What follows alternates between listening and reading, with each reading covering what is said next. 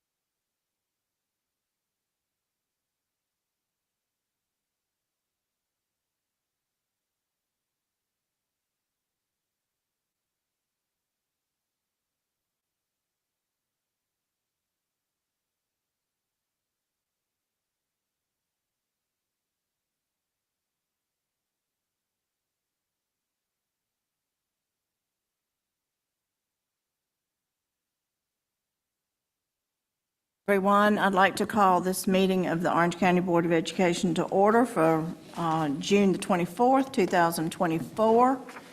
I'm sorry it took so long in closed session this evening, and we are running a little bit behind, but we are here and ready to go. We have two board members with us tonight that are virtual, so you only get 4 of us up here this evening, but they are online. So we will start with the public charge, and I will read that. The Orange County Board of Education pledges to its citizens to conduct its business in a courteous and productive manner, showing respect for fellow board members, staff, and citizens. The board asks its citizens to conduct themselves with the same courtesy toward both school personnel and each other. A moment of silence will be observed before each meeting. In addition to the moment of silence, the board will recite the Pledge of Allegiance. The board asks that you check your cell phones and other electronic devices to be certain that they are either turned off or on vibrate to avoid interruption of the meeting. We will now stand for the Pledge of Allegiance. I pledge allegiance to the flag of the United States of America and to the republic for which it stands, one nation, under God, indivisible, with liberty and justice for all.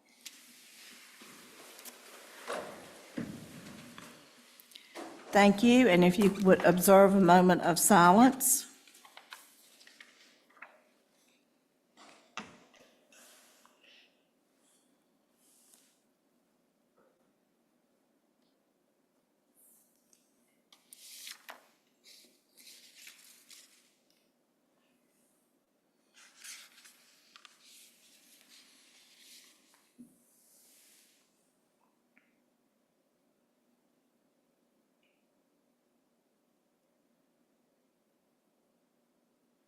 Okay, thank you very much.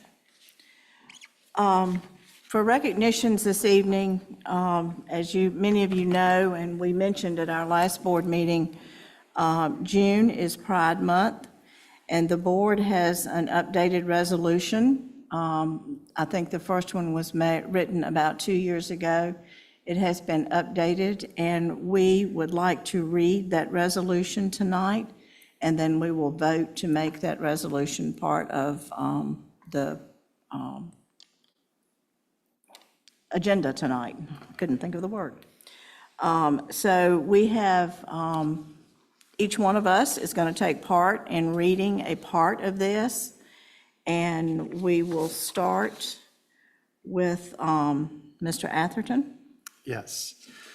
Whereas the Orange County Board of Education acknowledges the dignity and the worth of all students and employees and strives to create a safe, caring, and responsive school environment to facilitate student learning and achievement, and whereas the board prohibits discrimination on the basis of race, color, national origin, sex, gender identity, sexual orientation, disability, or age, and as noted in Policy 1710, the board will not tolerate any form of discrimination, harassment, or bullying in any of its educational or employment activities or programs. And whereas OCS Gender Support Guidelines states that OCS staff play an essential role in creating a supportive school culture and advocating for the well-being of all students, it's important for school staff, students, and parents to be aware that transgender, non-binary, and gender non-conforming students may be at a higher risk for peer ostracism, victimization, and bullying because of the basis and or the possibility of misunderstanding and lack of knowledge about their lives. Schools must be proactive in creating a school culture that respects and values all students and fosters an understanding of gender identity and expression within the school community. And Whereas June 2024 marks the 54th anniversary of the first Pride Parade, which came 1 year after the Stonewall Uprising of 1969, which was 6 nights of riots led by transgender women of color like Marsha P. Johnson and Sylvia Rivera, sparked when LGBTQ plus people resisted police harassment and brutality during an early morning bar raid.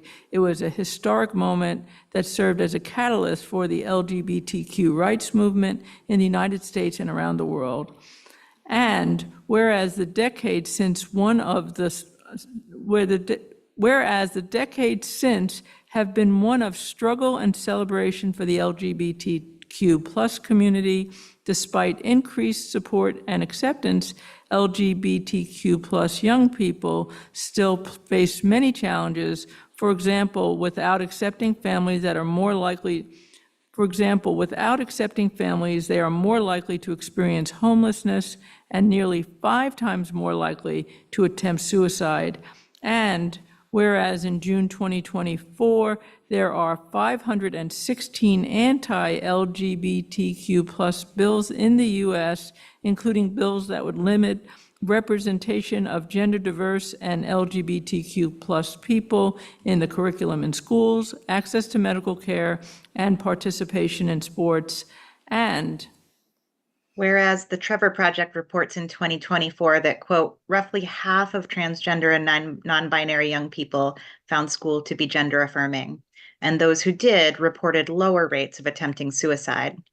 And whereas the Trevor Project National Survey on LGBTQ youth mental health in 2001 reported that 75% of LGBTQ plus youth had experienced discrimination based on their sexual orientation or gender identity at least once in their lifetime, and over half had experienced this form of discrimination in the past year. And whereas LGBTQ plus people in the United States face disparities in employment, healthcare, education, housing, and many other areas central to the pursuit of happiness in the United States. And whereas Cornell University's What We Know project found that LGBTQ plus people of color face disproportionately higher rates of discrimination in the workplace and community at large, exceeding discrimination experienced by both white LGBTQ plus people and by straight people of color.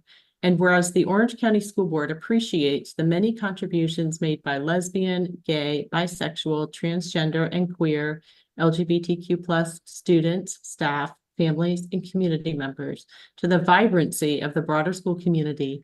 And whereas it is imperative that young people in our community, regardless of sexual orientation, gender identity, and expression, feel valued, safe, empowered, and supported by their community. And now, therefore, be it resolved that the Orange County School Board does hereby proclaim the month of June as the LGBTQ plus Pride Month in Orange County Schools, and be it further resolved that the Orange County School Board commits to working with LGBTQ plus students, families, staff, and community members to build safe and equitable schools where all students, families, and staff members are valued for who they are and where diversity is celebrated. And be it further resolved that the Orange County School Board encourages central services and administrators to support educators across grade levels and content areas to acknowledge and celebrate LGBTQ plus Pride Month each June. And be it further resolved that the Orange County School Board urges all students, staff, and community members to respect and honor our diverse community and to build a culture of inclusivity and equity, not only during LGBTQ plus Pride Month, but during the other 11 months of the year as well. I would like to ask for a vote to adopt this resolution. So moved. second, All in favor? Aye. Aye. All right, motion is adopted. This is adopted, and it will be signed and placed with other information from tonight. Thank you all for reading that. Okay, we need to move to the agenda adoption for tonight. is printed before you. So moved. Second? All in favor? Aye. Aye. Aye. Aye. Thank you. Okay, we have public comment, I believe. We will now hear public comments. Speakers will be called in the order in which they signed up. Each speaker will have 3 minutes. Yielding time to other speakers is not permitted. If a speaker has written materials they would like to share, please hand them to our board clerk, Franklin McCune, and he will distribute them to the board. The purpose of public comment is for the board to hear from members of the public, not to engage in back and forth discussions. Per our policy, board members will not respond to speakers during the public comment session. The board greatly values public feedback and welcomes all comments, regardless of viewpoint. However, please be reminded that children are often present at these meetings and that our public comment policy prohibits profanity, vulgarity, and personal abuse of any person. We ask that all comments be civil, respectful, and free of personal attacks. Any speaker who violates our public comment period or otherwise exceeds the bounds of order and decorum will be given a warning. Continued violations may result in the speaker being ruled out of order, at which point we will move on to the next speaker. Our one and only speaker for tonight is Carrie Hamill. Good evening. My name is Carrie Hamill. I ask that the school board's ethics policy on tonight's agenda have critically important internal control components added before its passage, including the requirements for quarterly written disclosures by board members about all school business dealings, as well as their student access, including to students' PII data. Additionally, the alarming responses by OCS professional and dedicated teachers, which are contained in the 2024 Teachers Working Condition Report, do not feel adequately reflected in tonight's board slides that I reviewed. What is the tangible plan of action, for example at Gravely Hills, for an immediate correction action plan to improve the working conditions, notably, which is the same educational environment relied upon by the wonderful children of this community? Finally, the coercive surveying and the coercive research on human subjects, especially fragile populations, minor children being one, is an area of interest of mine which long predates Panorama Education, a chosen school official and vendor of OCS. A few questions. What were the response rate percentages for each of the last 3 Panorama surveys deployed to minor children attending OCS? For the entire business relationship between Panorama Education and OCS, which the board here has approved, what survey responses are tied to the identity of a minor child rather than anonymous? Third, what steps does an OCS guardian parent need to take with specificity to review their child's responses as well as to request that the data be deleted? 4, what is the return on investment, or ROI, as we hear a lot about, that analysis of Panorama Education's contract based upon OCS participation rates and corresponding validity? Are we paying less for the contract because less people are responding? What is the last time, if ever, that the Panorama Education contract with OCS has been audited, including a data safety analysis and the actual data accessibility given to guardians and parents? Please explain, if able, during tonight's presentation, how Panorama Education surveys are the best gauge of student success as well as the safest product. I have forwarded a couple articles for the board's consideration. I also asked, in terms of open government, that remote participation by board members be limited and really scrutinized, and that when it does happen, that you look at letting remote participation for the community, including for public comment. I appreciate your service. Thank you. Thank you.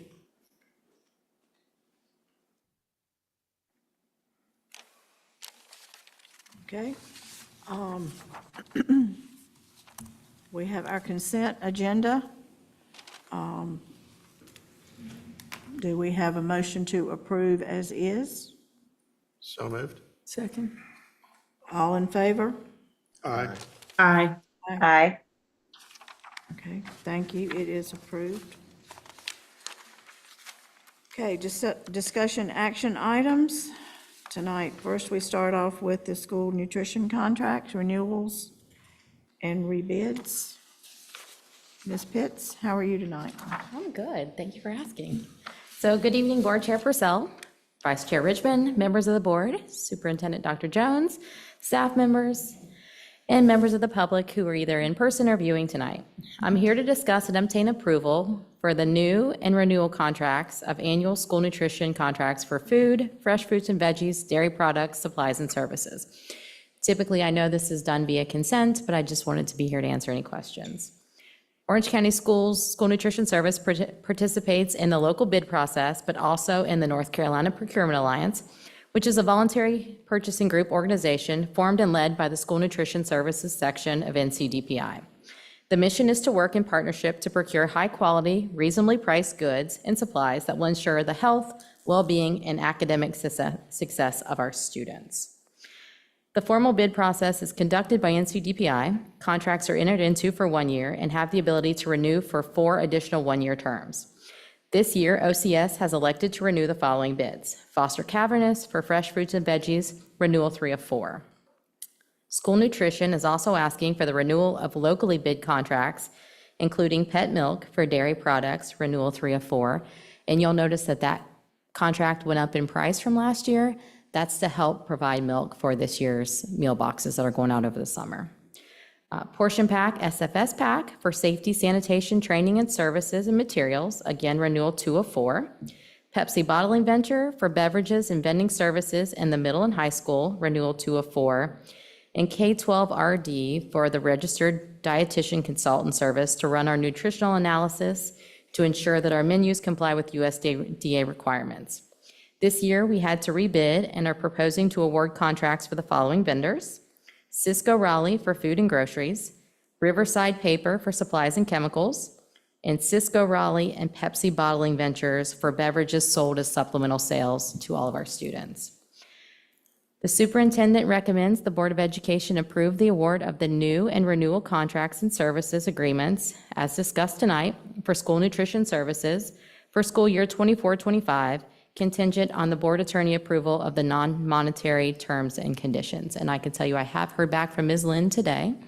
So she has, I believe, just 2 of the contracts left. And that's just because they are on renewal paper that's not Orange County Schools contract.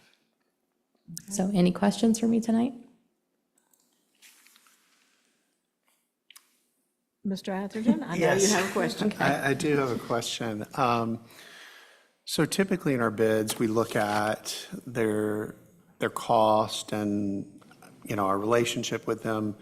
Have we started looking at their environmental impacts, the amount of recycling material they're used and things like that? Because I know that, shipping us stuff, there's much more eco-friendly ways to do it, but maybe that is something we can discuss in policy or others, but it's just a thought I had as I was looking through the magnitude of what we do. And, we do have the ability to help impact, at least in our community.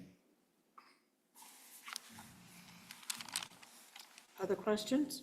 Ms. Doyle, Ms. Smiley, do you have any questions?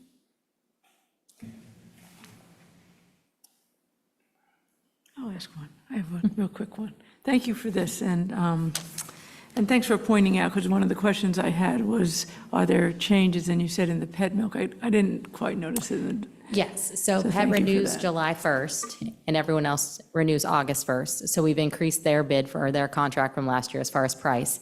There's also a reduction in, we did not renew the branded pizza contract. We had some issues last year, so that contract has been removed, and we added that extra funding onto the Cisco. So we will be doing in-house pizzas this year and kind of making those a different variety for our students. Well, that's really interesting. Thank you for sharing that. No with problem. that. We'll have to come eat, please. I'll meet you there. Okay, do I have a motion to approve this? Motion to approve? I'm sorry, just as a reminder, can we get the motion to approve contingent on attorney review? Because my colleague's almost done with the review. So far, so good. Motion to approve contingent on attorney approval. Second. All in favor? Aye. Aye. All right, motion passed. Thank you.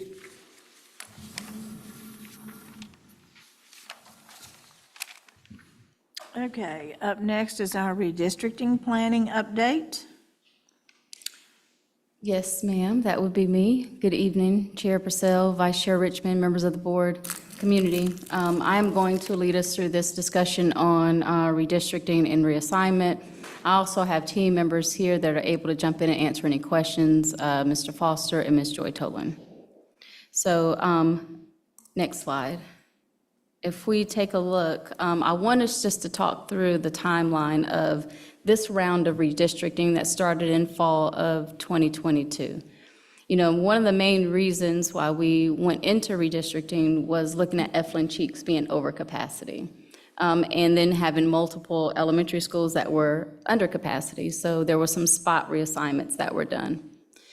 Because of construction that was happening at Eflin, we had mobile classrooms added to help with that swing space, and that happened in the fall, summer of 2023. So looking to right now, we know that we are still experiencing some growth out in Mebane, but we also have schools that we saw as overcapacity, Eflin Cheeks, New Hope Elementary School, and River Park Elementary School, when we looked at our Orange County Schools adjusted capacity, which was still kind of trending upward.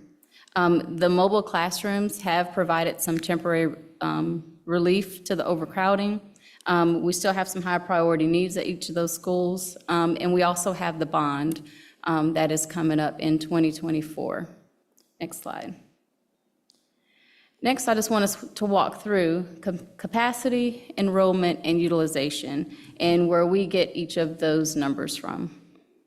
So Wolpert came in and they did a facility assessment and some master planning for us. They identify our capacity. They measure each room.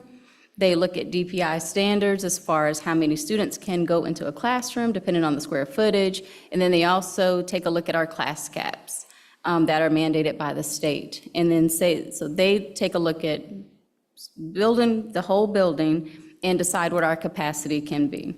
What they don't take into consideration is how we use those buildings. ORED, on the other hand, we take those numbers and they give us projections for enrollment over the next 10 years.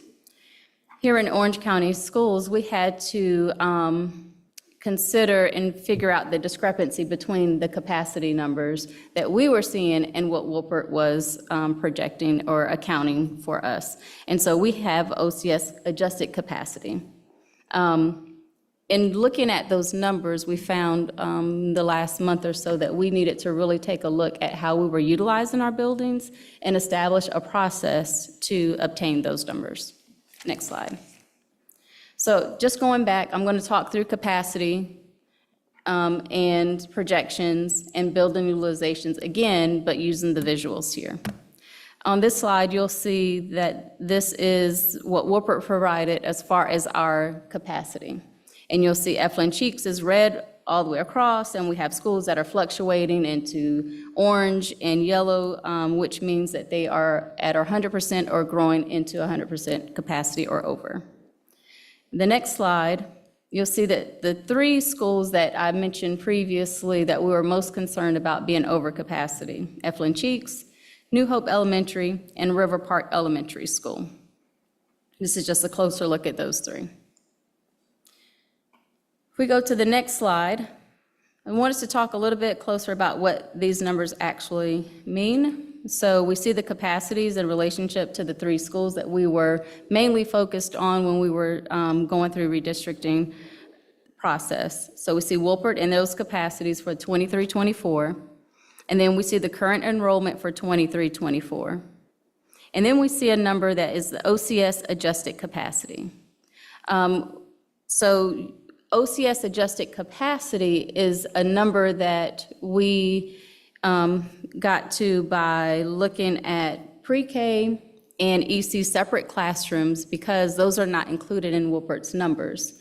And so initially, we took a look at our capacity numbers given to us by Wilpert, and across the board, we took into account for pre-K and EC separate, which didn't actually look at each individual school and what they were actually housing as far as pre-K and EC separate classrooms, and so that caused a little bit of a discrepancy there. Next slide. We'll take a look at what we did to get to our building utilization and account for how we are utilizing each space at each school. So this first step, we met with our principals, and we asked each of them to walk their buildings and to analyze how they were using each and every space and to document that for us. And this was for the upcoming 24-25 school year. We asked them to account for every core classroom, so that excludes any electives or specials classes, and it included our EC separate because we were able to put a cap there, but it also excluded our pre-K classrooms, but we were able to account for that, and we'll show you that on the next slide. So on the next slide, you'll see building utilization. This is our process to take a look at how we are utilizing each building. This is a process where we're able to look at what Wilpert says is our capacity, but also because they don't account for utilization, we have to account for that and to figure out where those discrepancies lie so that we can actually see what our true capacity is, and we're able to determine whether or not we're truly over capacity. And just being honest, when we talk with principals of the 3 schools that we said were over capacity, they disagreed.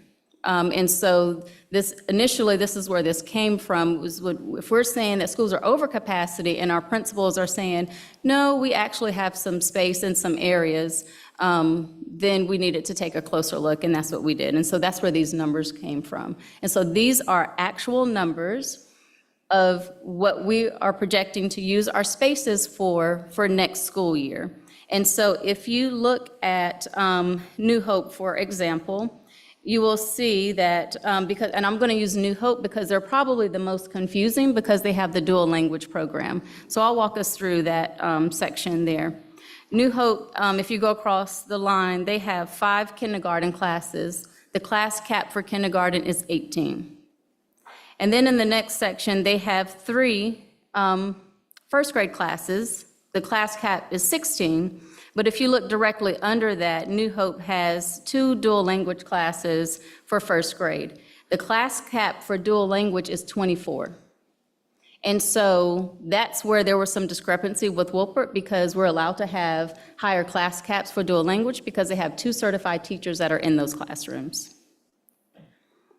Second and third, the class cap is 17, and you can see our traditional classrooms have 5 second and third grade classes, and our dual language has 4. And I can go down the list, but once we tally up all of those numbers with the class caps given to us by the state, we're able to see a total utilization as far as the capacity that for the class caps that we're able to use the spaces that are identified for next school year is actually 621.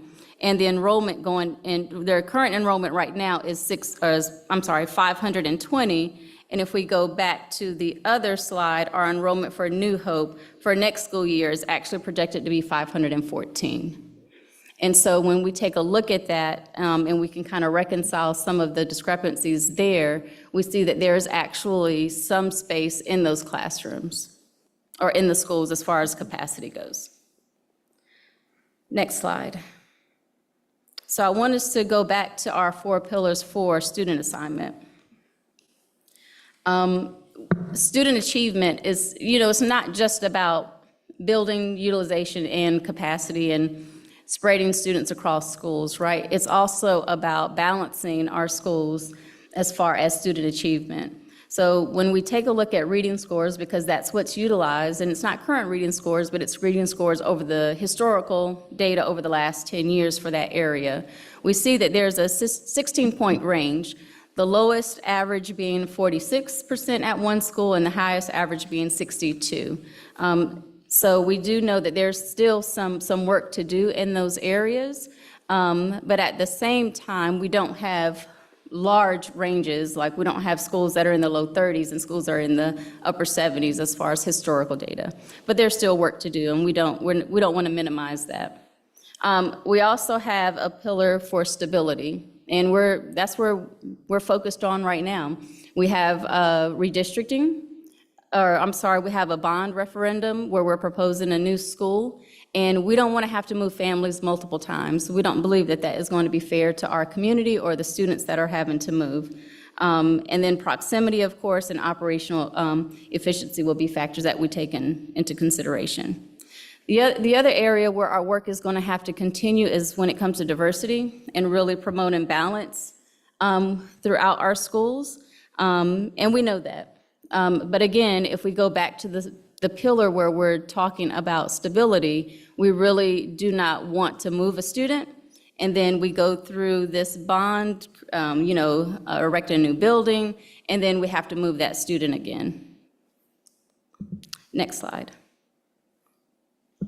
So throughout this process, we had a plan that was approved, I don't know, I've only been here 5 months, so it couldn't have been but a month or two ago, right, for redistricting. And part of that was to have an advisory council that represented each school. And we had 5 members that we were going to select from each school to represent their school community. And so we went through that process, and we had 2 meetings with the advisory council. Here, I just wanted to point out some plus and deltas from the advisory council. They do know that this recommendation is coming tonight, and they were very much in support of it. But what was explained to them is redistricting is part of policy for us that we will be looking at on an annual basis. And so what we wanted to also collect plus deltas so that when we go through this process again, that we have that feedback and we can move forward from there. So just to sum up recommendations for tonight, our recommendation is to stop redistricting for the 25-26 school year, given all of the unknowns that are to come with the bond that's upcoming, and in looking at the building utilization, the process that we went through. That is a process that we are going to go through once, if not twice a year, because we're going to have to closely monitor how our buildings are being utilized and the capacity. And when we begin to reach that number where we're over capacity, we don't want to have teachers on carts. So we're going to have to take a look at that and try to get ahead of it so that we can start the conversation again about whatever redistricting needs to look like at that moment. So we will continue to do building utilization once or twice a year, once in the fall and once in the spring.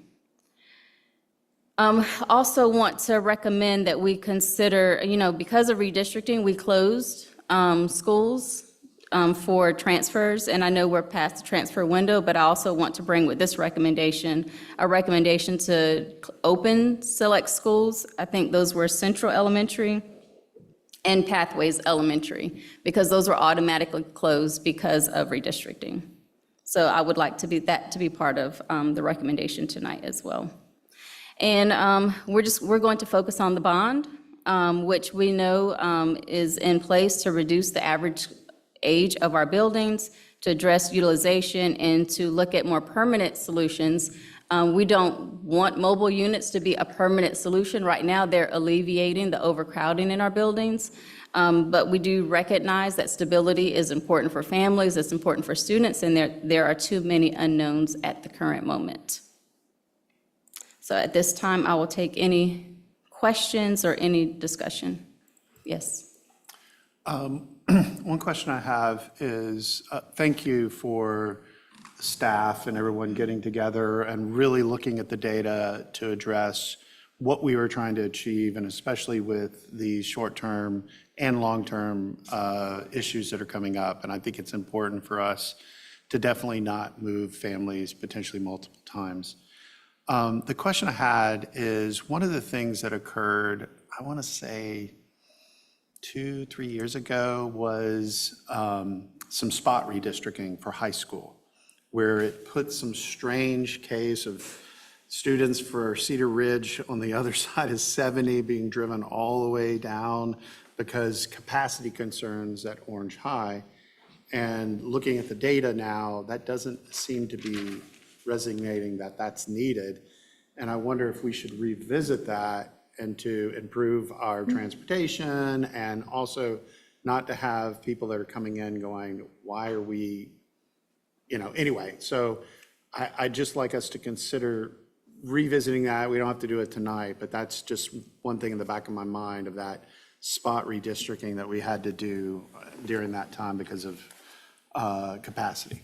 Yep, I agree. And I will say, Ms. Tolan, coming on into her role as Director of Student Assignment has been instrumental in uncovering, a lot of areas where we can improve efficiency in transportation and in those same efforts. And so we're working on some of that as we speak. Thank you. Questions? Ms. Smiley, Ms. Doyle, do you have any questions? Ms. So Smiley? just to clarify, just to make sure I'm understanding that last point. So what we're saying is there may in fact be some small spot redistricting movements year over year in the meantime until we are ready for a larger redistricting. Is that right?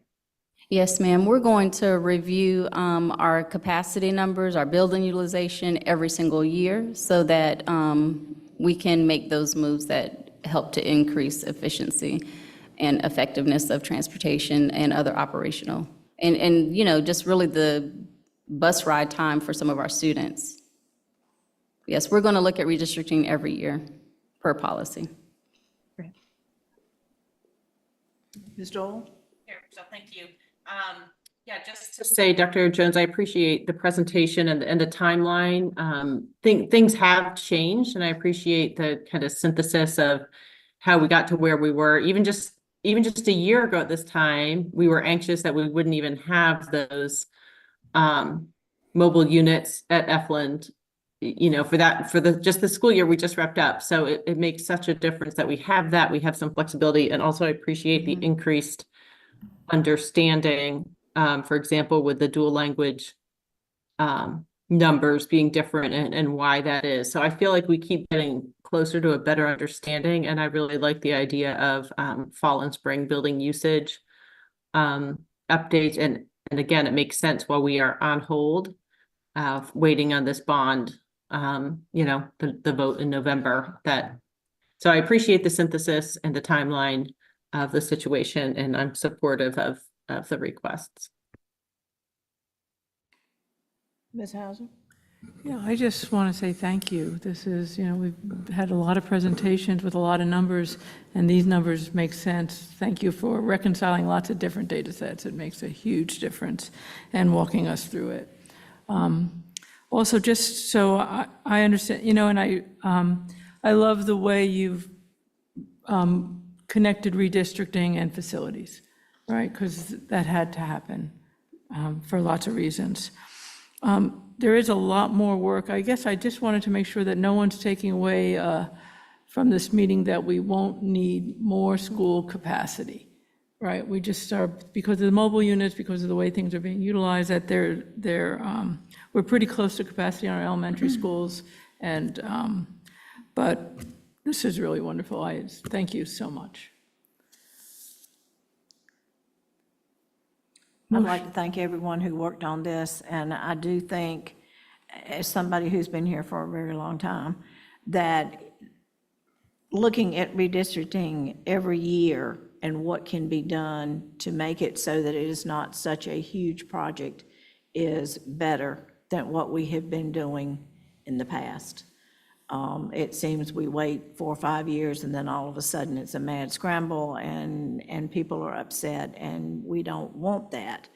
And so I think this plan takes it to that level where this is on the table at all times, and it is being looked at and by staff and everybody else. And I think everybody should benefit from that. So thank you so much for that. So, Do we have a motion to motion to approve it? approve? I need clarity on what we are approving. There's a list of recommendations, one that may conflict with our policy. So I just want to understand what the motion is. If we're motioning just to stop redistricting, sure, that makes sense, but Dr. Jones, you had a list and that to open the schools, et cetera. So I just want to make sure we're clear on what we're doing. Yep, so the recommendation is to stop redistricting, and also we had 2 schools that were closed because of redistricting that are under capacity, and those are Central Elementary and Pathways Elementary School. The others were just recommendations and next steps that we were going to do. Okay, so the motion is for those two? Those 2 schools. Its motions are for those 2, and then to continue the work as prescribed, right? Okay, I'm okay with Yeah, it. I'm- Like I I'm- said, yeah. it's a little different than that, so. Yeah, it's 2 hard actions and 2 keep working, to stop the redistricting and opening up the 2 schools. right? And to were continue previously working on, closed. Yes. and to continue to study the building utilization and to continue to work with the bond process. So those are just working steps. I'm okay with all 4 of them. Yeah, I guess I'll just say it out loud. The only one I was concerned with is it says redistricting twice a year, and I think the policy says yearly. And if that's true, we should have that through the policy versus making a board's movement. Yeah, and that should say review building utilization up to twice a year. Okay. Yes. Okay, because So- that's what Yeah. got me going back to look to the policy. But once we do that, we'll be able to see, it really is one and the same. Once we start looking at building utilization, we'll have to start thinking through redistricting, but to make a recommendation to redistrict, that would only come once per year, yes. Got it. So we're good? We're Yeah, good? Motion to approve superintendent's recommendations. Second. All in favor? Aye. Okay, motion approved. Thank you very much. And again, thank you all for your work on that. Okay, the policy 7960, the employee ombuds, first read. So I guess I'll kick it off as the policy chair. So Dr. Jones had brought this back to the policy committee to talk about the ombuds role versus a specific, I guess, I forgot the original wording. What was it? The Office. Office Office. and versus role. So we went back and took that through the policy committee on discussions of the word being role versus office, and ensuring that we maintain throughout the policy that this is a person that will be bound confidentially, ensuring everything that we wanted originally is still in there, but there were some minor tweaks and evaluation, I think, along with changing out the word office to role. But I'll turn it over to you, Dr. Jones, just for any clarity around that. Yeah, sure. So some of the main updates to the policy was a change from Office of Ombuds to a position that can either take on the role of ombuds or even be contracted services if we needed to go that route. The updated policy allows for me as a superintendent to supervise and evaluate this person if they serve as an OCS employee. And the ombuds role will serve as part of their responsibilities assigned to them. However, the employee will be independent when serving in the role of the ombuds. They will be expected to maintain confidentiality, to include me as the superintendent, and will have direct access to the board attorney and board. There will still be an expectation of reporting general trends and any identified systematic concerns that are to provide a means to support organizational change to the superintendent and the board, and those will happen, I believe it's quarterly.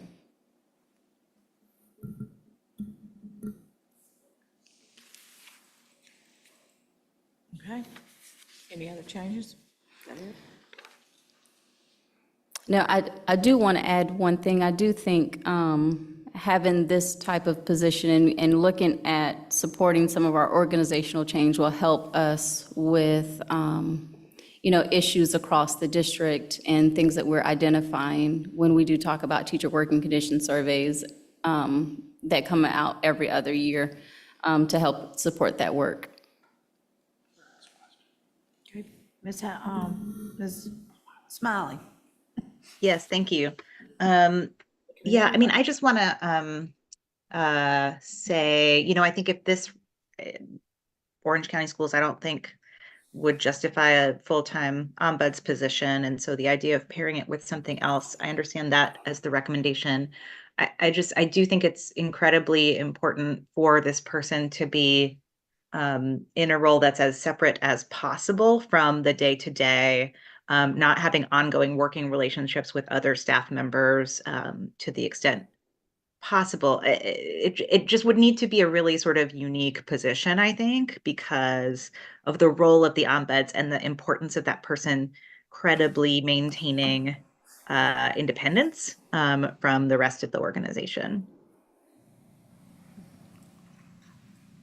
I think that also would help gain trust and use the office of the ombuds, or use that position with trust that is built, if that is also the case. Ms. Hauser? Yeah, so to that point, and I'll, because we talked about it in policy, and it might just be me, but in section B, where, because of, to me, it's critical that the ombudsman is independent. And so, but in policy, it says the ombuds, the superintendent is subject to the superintendent's general supervision as to non-discretionary duties and obligations such as work hours and leave requests. And while it makes sense if the ombuds is an employee or partially employee, I'm not sure why we need to specify this in policy, because it seems procedural to me, but it may be me, but it just bothered me a little bit. I would strike it. I didn't know how it adds value. I was curious if anyone else has a problem with it. Maybe not. Motion to approve? Second? All in favor? Aye. Aye. So I think I want to do a second motion to waive second reading, so you could move forward, Dr. Jones, with discussion on this. Would that be? That would be very helpful. So motion to waive second reading? Second? All in favor? Aye. Aye. Aye. Okay, thank you. All right, thank you all very much. We move into our work session with end-of-year data review, planning, and Dr. Dreyer.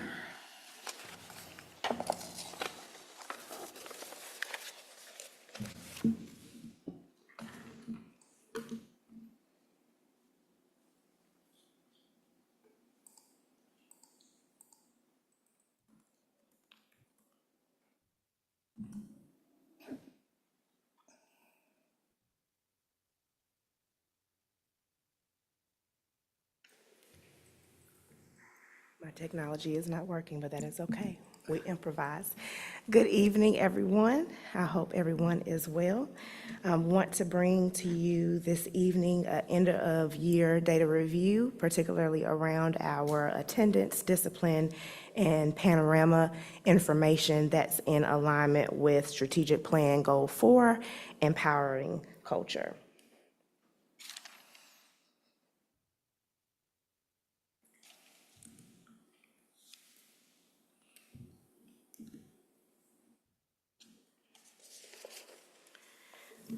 So tonight we'll focus on two from that goal, Goal 4.1, increasing the average daily attendance rate of each and every student from 89% to 95% or greater by 2026.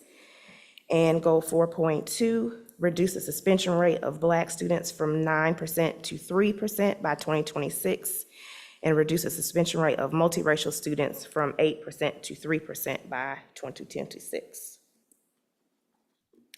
So first, we'll take a look at attendance. Here you see the average daily attendance rate. What we have listed is for OCS in the far left column, and then each school. This is for the complete 2023-2024 school year.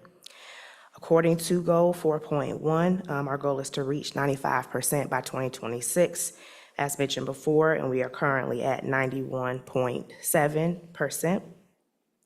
So while it does show that we are on track, we know that there is still work to do in the areas of reducing our absences so that we can increase our attendance rate.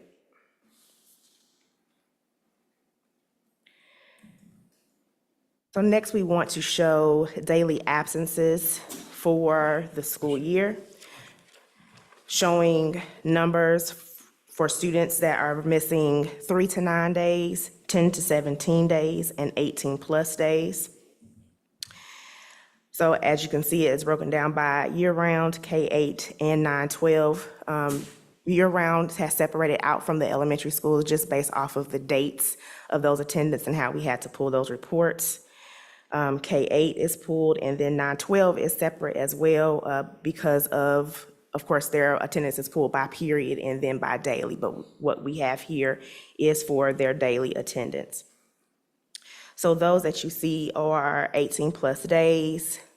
That should be a lower number. Those are the students who have missed 10% or more days throughout the school year.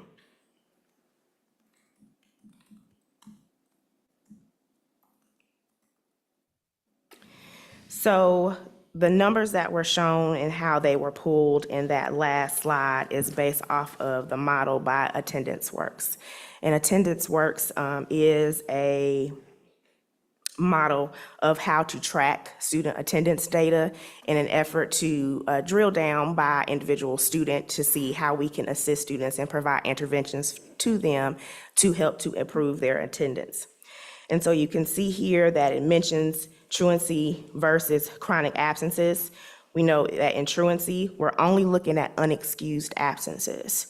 Where when we're looking at and tracking chronic absences, all absences, including suspensions, are taken a look at so that we are making sure that they are getting and not missing days of school.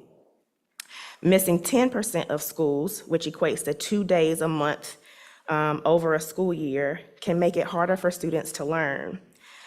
That equals to 18 days, which is a sign of chronic absence. And so our goal is to reduce that and hopefully make sure that all of our students are below that 18-day mark.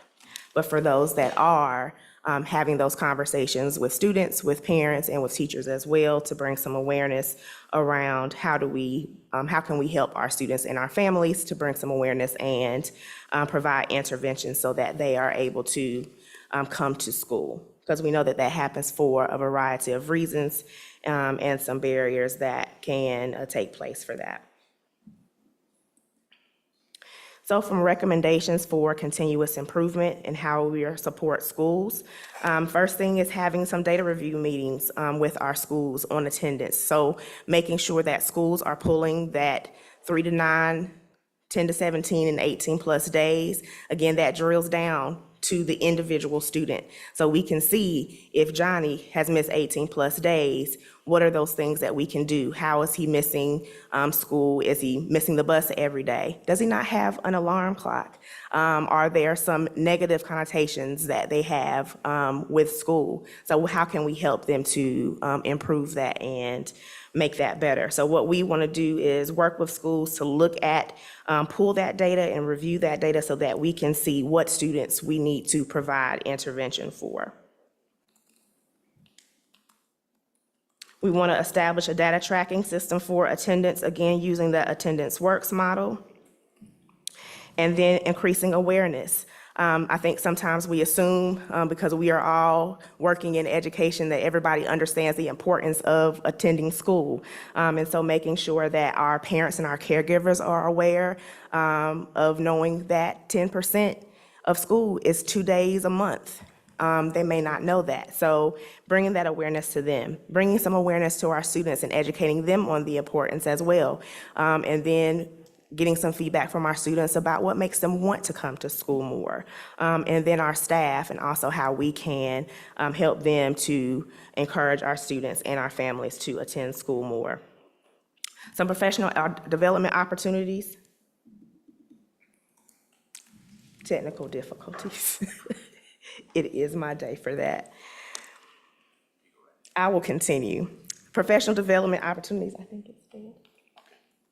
Attendance works model, and so bringing awareness and teaching our staff about the attendance works model, developing a school-wide attendance plan and what that can look like for schools, best practices, myths, and misconceptions around attendance, building the home-school relationship, because we know when there is a true relationship between school and home, that students are more likely to attend school, because they know that if my principal or if my teacher is going to make a phone call home, or something's going to happen, or if my mom is going to find out because they're going to say something, or the reverse, if my mom is going to call the school and say something's going on. Thank you. That they're more likely to come to school. And then interventions and resources for students and caregivers. So providing that development for our staff around what interventions are appropriate, age appropriate for students and parents and caregivers when we're trying to approve those attendance models. Thank you. So next we'll go into discipline and sharing some of that information with you today. So first, we'll talk about the highest frequency of consequences for office referrals. So as you can see, this is a year-over-year comparison between years 22-23 and 23-24. In 22-23, there were 4,453 total referrals, and this all is data documented in our Educator's Handbook, which was our incident reporting system. In comparison to 23-24, where we only had 3,800 total referrals. In the graph here, you'll see that there are a number of consequences that were mostly assigned to students when they were referred to the office. This is not an exhaustive list of consequences that have been assigned, but these are those that were happening most often. One that I want to point out is restorative activities. We see that it is the only one that is increasing, and that's positive. That's what we want for that to increase. What we want to make sure is that when we are indicating that a restorative activity has taken place, that it is actually a restorative activity, and that it is being done effectively and efficiently with our students. But as we talk more about those restorative practices and also looking into our code of conduct, we'll be able to help our staff to get more of those skills to be able to have those activities with our students.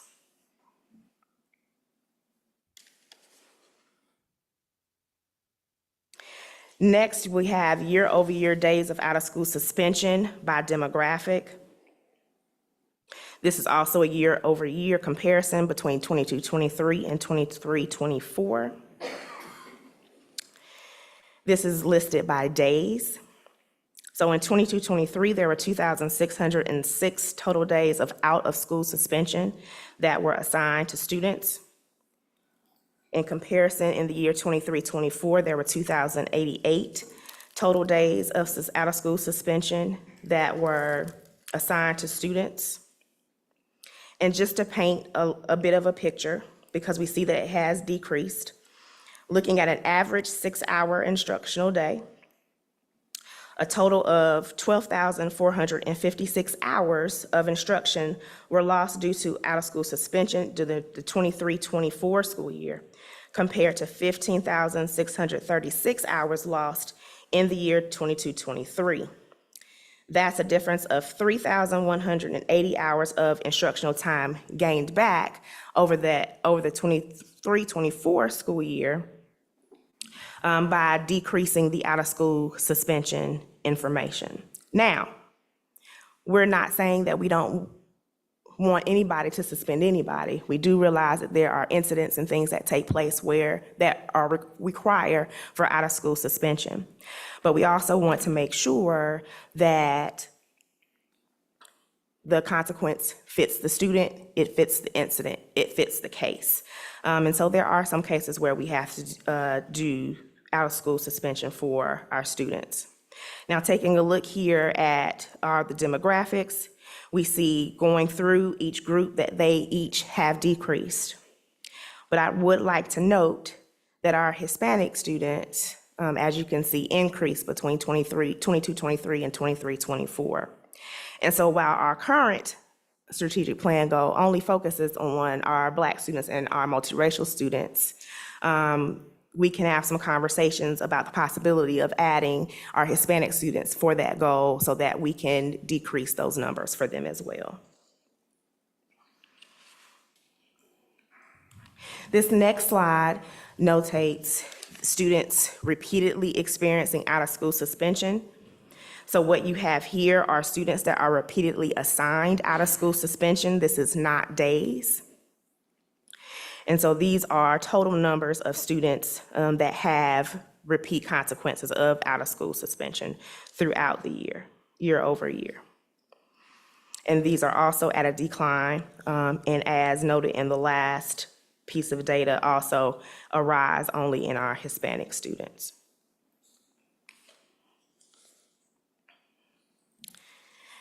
Now, looking at our strategic plan goal 4.2, that specifically asks for information around our suspension rate by race. And again, it follows the trend of decreasing in multiple groups, including the 2 groups that are focused on in that goal, and showing our Hispanic students have increased from 5 to 6%.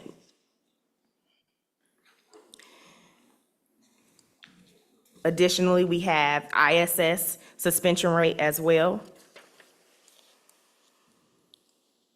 in alignment with goal 4.2.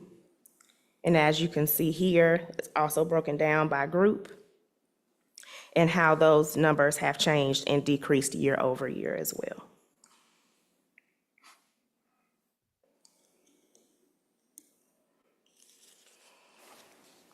Next, wanted to mention information and share some information about Boomerang. Boomerang is used as our alternative to suspension program, and wanted to show information about students that are going to that program, students that we've referred to that program. Students who are suspended anywhere from 3 to 10 days are eligible to be referred to the Boomerang program. They attend that office and receive tutoring, social emotional skills, so that they have somewhere to go during their suspension time. They're not just at home, they're still doing work.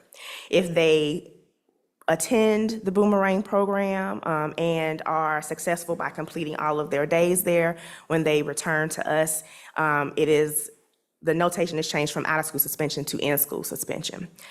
So they are able to get that changed.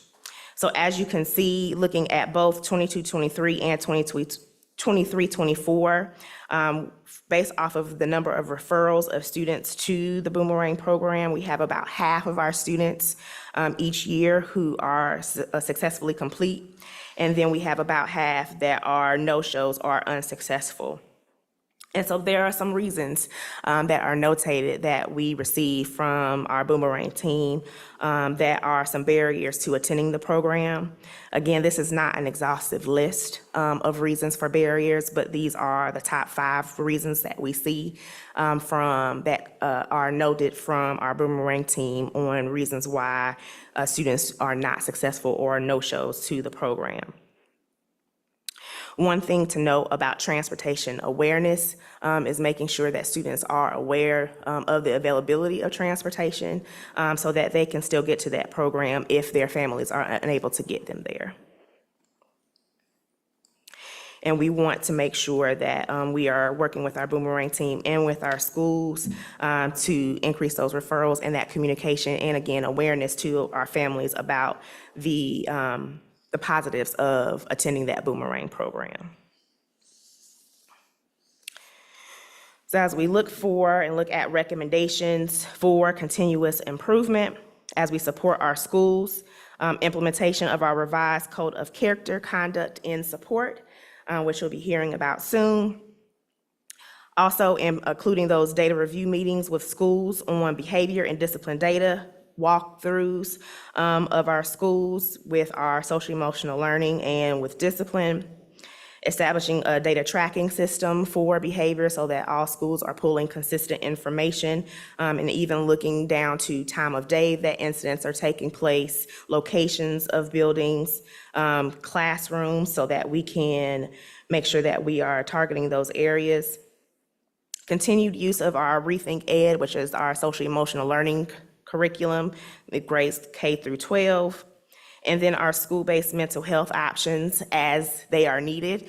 With those, we've had some conversations about making sure that we are decreasing our wait list. And so we have increased our number of agencies, of partner agencies for our mental health services, so that we can keep that wait list as reduced as possible.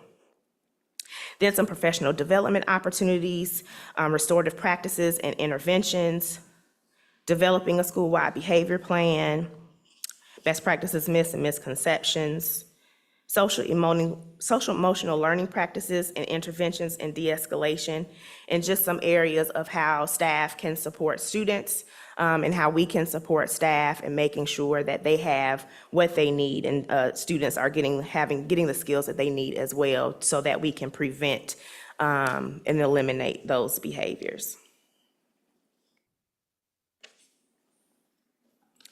So finally, want to review information around our panorama survey. Our panorama surveys are taken to examine student competency measures, highlight positives and areas of concern, which we'll do today. And we want to create a more inclusive and welcoming environment for each of our students. And so this survey assesses our students in the areas of social emotional learning so that we are able to see where they are and what they need and fill in those gaps. So 23-24 school year with our panorama surveys was a little bit different. We know that we had some major change to law, which changed how we notified our parents about the panorama survey. So when the Senate Bill 49, or the Parent Bill of Rights, took place back in August, what was implemented was we were required to have opt-ins for our students. So we were no longer able to send notifications to parents that the survey was coming and that we were taking it. Parents had to give consent. And so quite honestly, that decreased our response rate because we did not have as many students as before who were able to take the survey. So in full transparency, just as a comparison, in spring 2023, when the survey was administered, 61.3% of our students responded to that survey, or 3,448. And just recently taking the survey in spring 2024, we only had a 7.7% response rate, or 428 students. Now, huge difference. But what we know is that we were only able to give the survey to those who returned the opt-ins.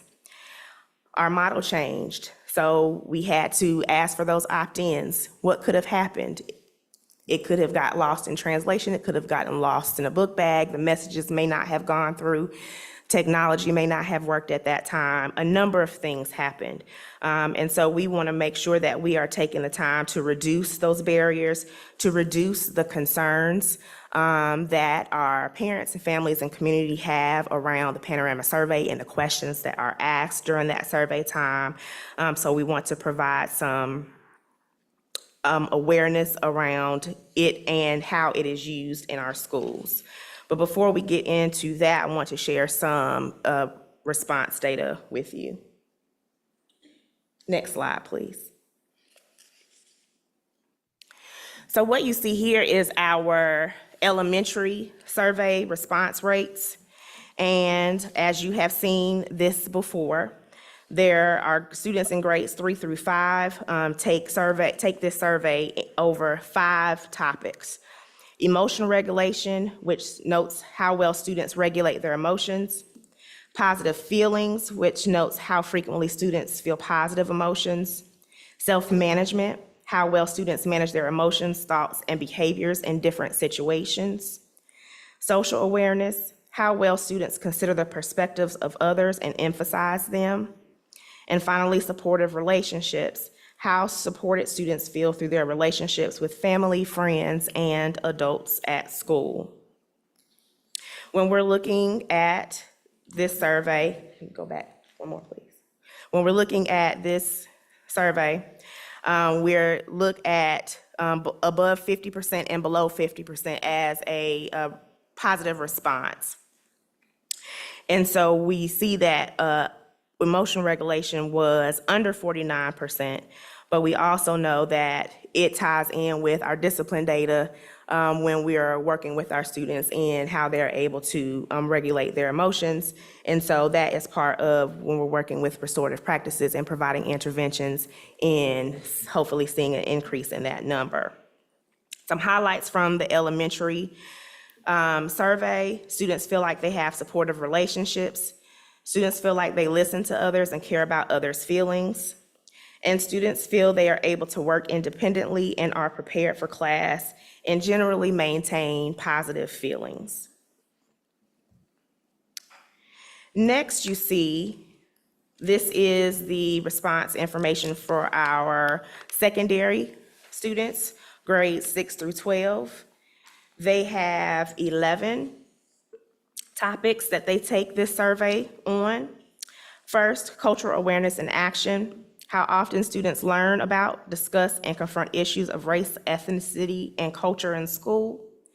Diversity and inclusion, how diverse, integrated, and fair school is for students from different races, ethnicities, and cultures. Emotion regulation, how well students regulate their emotions. Positive feelings, how frequently students feel positive emotions. School climate, perceptions of overall social and learning climate of the school. Self-management, how well students manage their emotions, thoughts, and behaviors in different situations. Sense of belonging, how much students feel that they are valued members of the school community. Social awareness, how well students consider the perspective of others and emphasize them. Social perspective taking, the extent to which students consider their perspectives or of their teachers. Supportive relationships, how supported students feel through their relationships with family, friends, and adults at school. And then teacher-student relationships, how strong the social connection is between teachers and students within and beyond the classroom. There you see sense of belonging highlighted, as that is the topic description that aligns with our strategic plan. And noted in our survey, our secondary students feel that adults at school are inclusive and teachers include work they can relate to.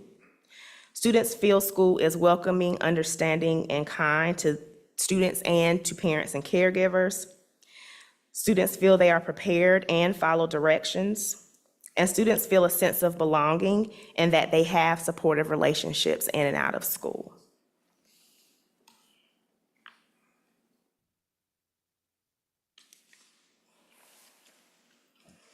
So some recommendations for our panorama survey, and we know we have a long road to go, but our goal is to increase participation and increase our opt-ins for that.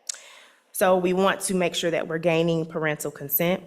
We want to win hearts and minds, and we want to make people aware of what we're trying to do by gaining this information from our students. So we want to change the timing of our opt-ins or getting our parental consent. That will be completed at the start of each year and at enrollment, but also included with our survey window notification. So that gives multiple opportunities for parents to opt in. Those consent forms will be available electronically by a web-based form, but we will also have it available in print for those who need it. There will be notifications sent not just from schools, but from our district as well, via email, mass communication, social media blasts, and web posts, so that everyone sees that that is coming. And then our opt-ins are valid for 1 year, so they're completed annually, but we will ensure that, again, that when notifications are sent out, we give multiple opportunities for those opt-ins to take place. So currently working with our technology team and also our communications team on developing that plan to make sure that we are increasing those opt-in opportunities. A lot of information in a very short time, but I'll take any questions you might have. Questions? Ms. Smiley? Yes, I thank you very much, Dr. Dreyer, for all of that. I have a number of questions. I'm wondering, maybe we could just go section by section and see like questions about attendance, questions about discipline, questions about panorama, something like that. Sure.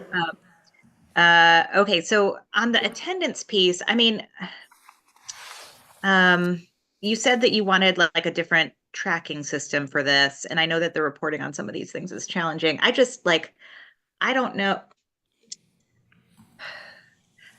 if what we're doing is making a difference. I don't know if you know, the strategies that you outlined as the things that we're going to do.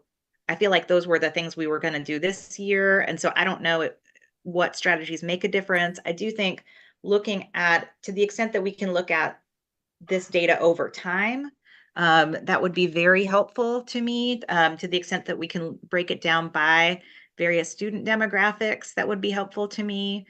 You know, the strategies that you named as strategies make sense to me. I just feel like we've been talking about this basically ever since we came back from COVID, that these are the kinds of things we'd be doing. And I don't know if there are certain pockets of the district that are doing those things well. And, you know, I just like bigger picture, like sort of have questions around that, because they feel like the things everybody's supposed to be doing anyway, you know.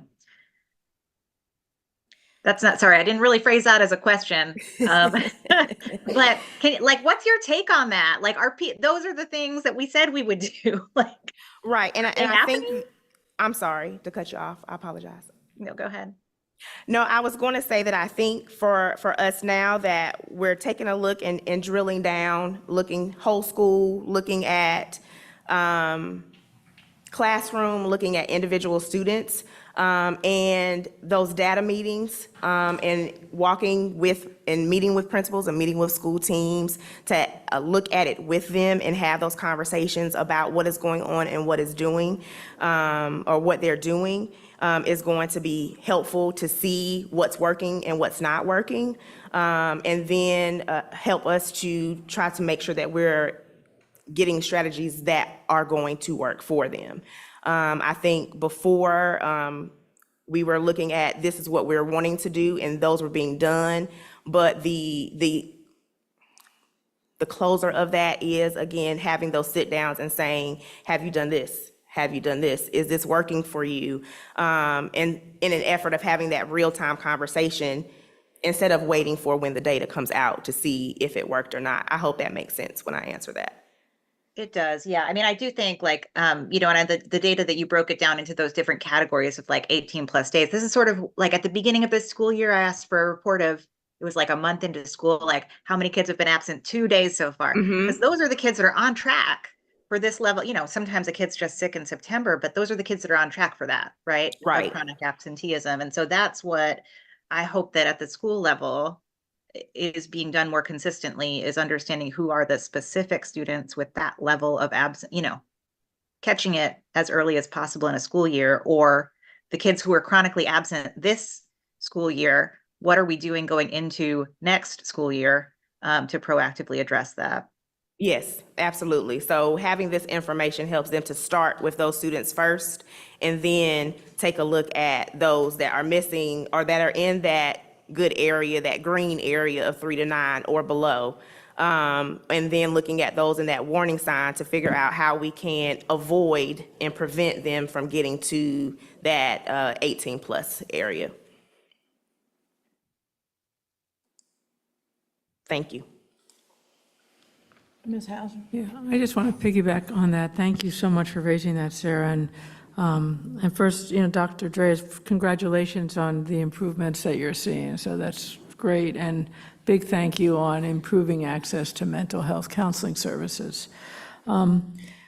When we went through the school improvement plans with our principals, they also raised this, right? Big issue for them, and they've been working on it. Obviously, you've been doing some great work together. I too am interested in knowing about underlying demographic patterns, especially income or economically disadvantaged kids. But is there something about kids that are out a lot? And to Sarah's point about, are there best practices across our schools that we should be sharing? But I'm also interested, I want to add this idea of structural change or structural issues, because sometimes it's the family, and sometimes there's something we can do to make it easier for the kid to go to school. I know some of the principals have talked about kids missing the bus and not having an alternative to getting to school. But just if we understood some of the reasons why kids are absent, obviously they're sick, you can't do anything about that.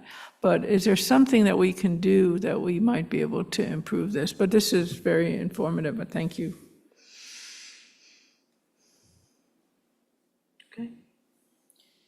Mr. Atherton?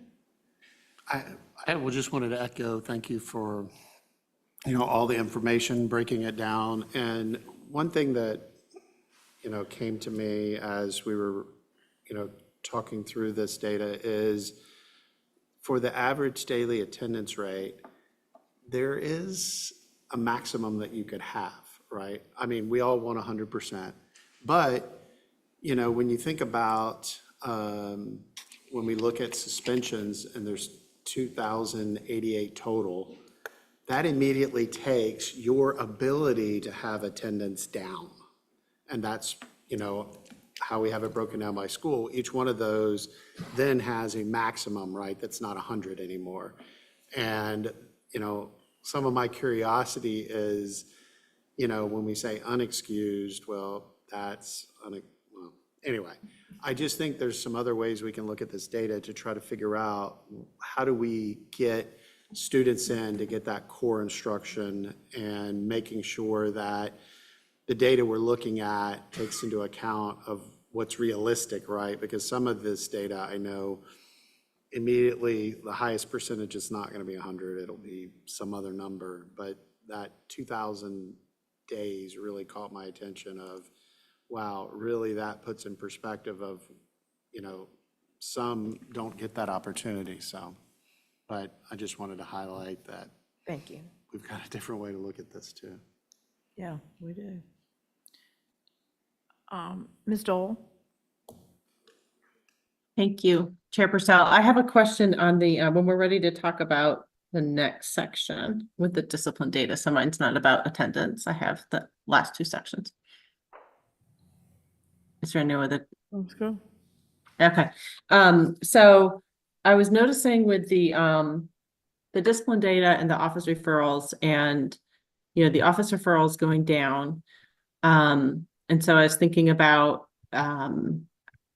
my sense is that we've really encouraged the educator's handbook use, but I know that can vary a little bit by teacher and by school. And so office referrals down doesn't mean that, entering incidents and educators' handbooks have gone down, correct, Dr. Dreyer? Right. So in Ed handbook, you can list either minor infractions or major infractions. And majors are those office referrals.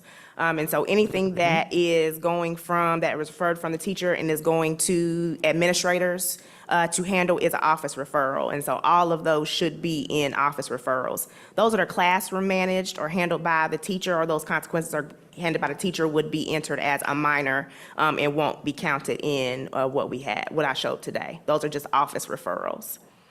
Okay. Thank you. And a little bit more, if I can continue on this topic just a little bit with a couple related. So noticing, as you mentioned, that the only thing that's been going up is restorative activities, which was great. And then, you explained how Boomerang kind of converts OSS incidents to the in-school suspension incidents.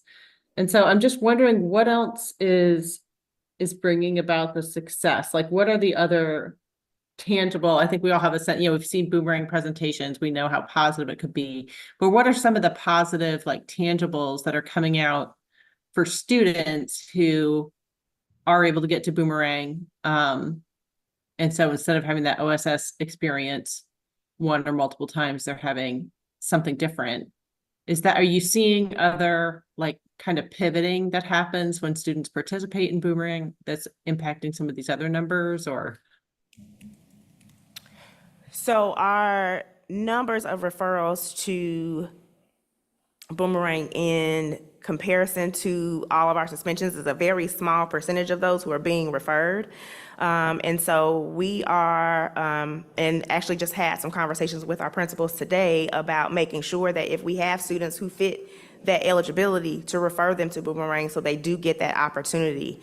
And speaking with our boomerang team, they're having those students that are coming there, they're working with them, they're building relationships, and they're doing more than just academics. They're doing skill building with them as well in the areas of behavior. And so they're in partnership with us are helping our students to get those skills to prevent them from returning there and from having a recurring suspension.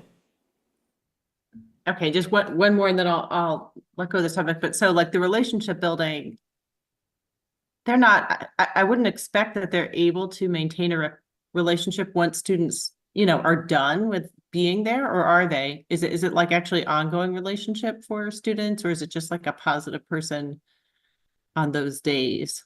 It's a person on those days specifically for the alternative to suspension program. It's just while they are there. That they're in contact with that person. Now, if they are a part of other boomerang programs that are not connected to the alternative to suspension, they may have ongoing relationships at that point. Thank you. Okay. Any other questions? This is good information. And there's, Ms. Hauser. We're on our next section now. I'm sorry, I'm not done. Yeah. I'm sorry. Go We're ahead. doing section by section. So I have a really crazy question. First, I was really appreciative about seeing the repeat offenders, or I think we don't like that word, but the kids who are Students who have been repeatedly referred. repeatedly referred. I was curious if we can get data of how many of our incidents are explained by them. Meaning, if I took all the incidents by the students who were repeatedly referred, would that explain half of our incidents? Would that explain a quarter of our incidents? Do you know what I'm saying? Is like how much of this is the kids that are repeatedly referred? Well, just as a note, so you can see here, again, it's not by number of students, by number of days. 23-24, we had 122 students who had repeat referrals.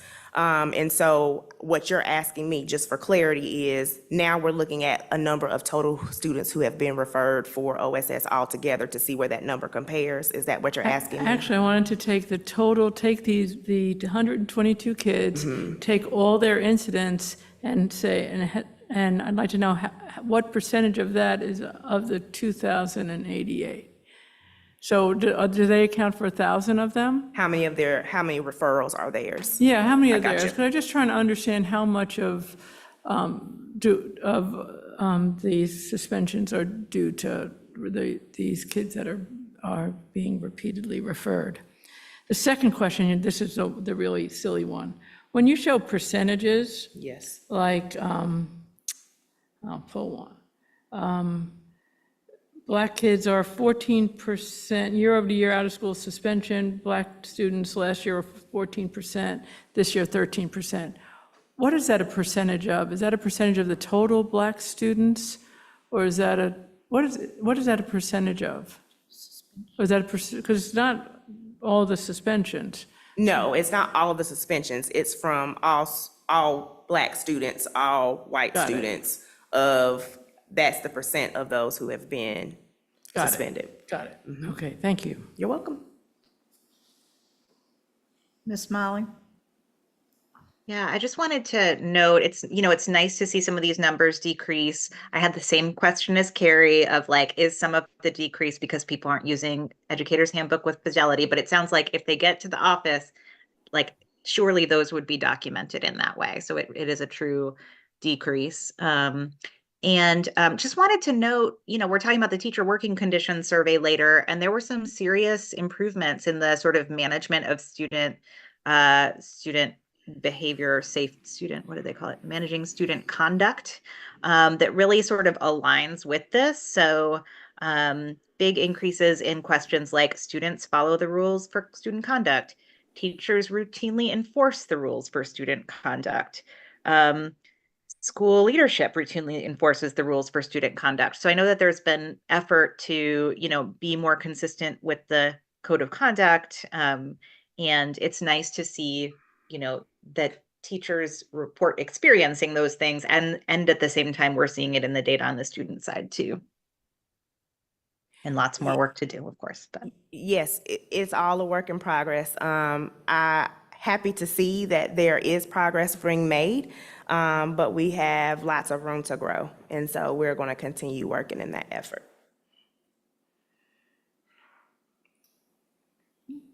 Mr. Atherton? So I know we modified the code of conduct character policy, and we kind of did it mid-year.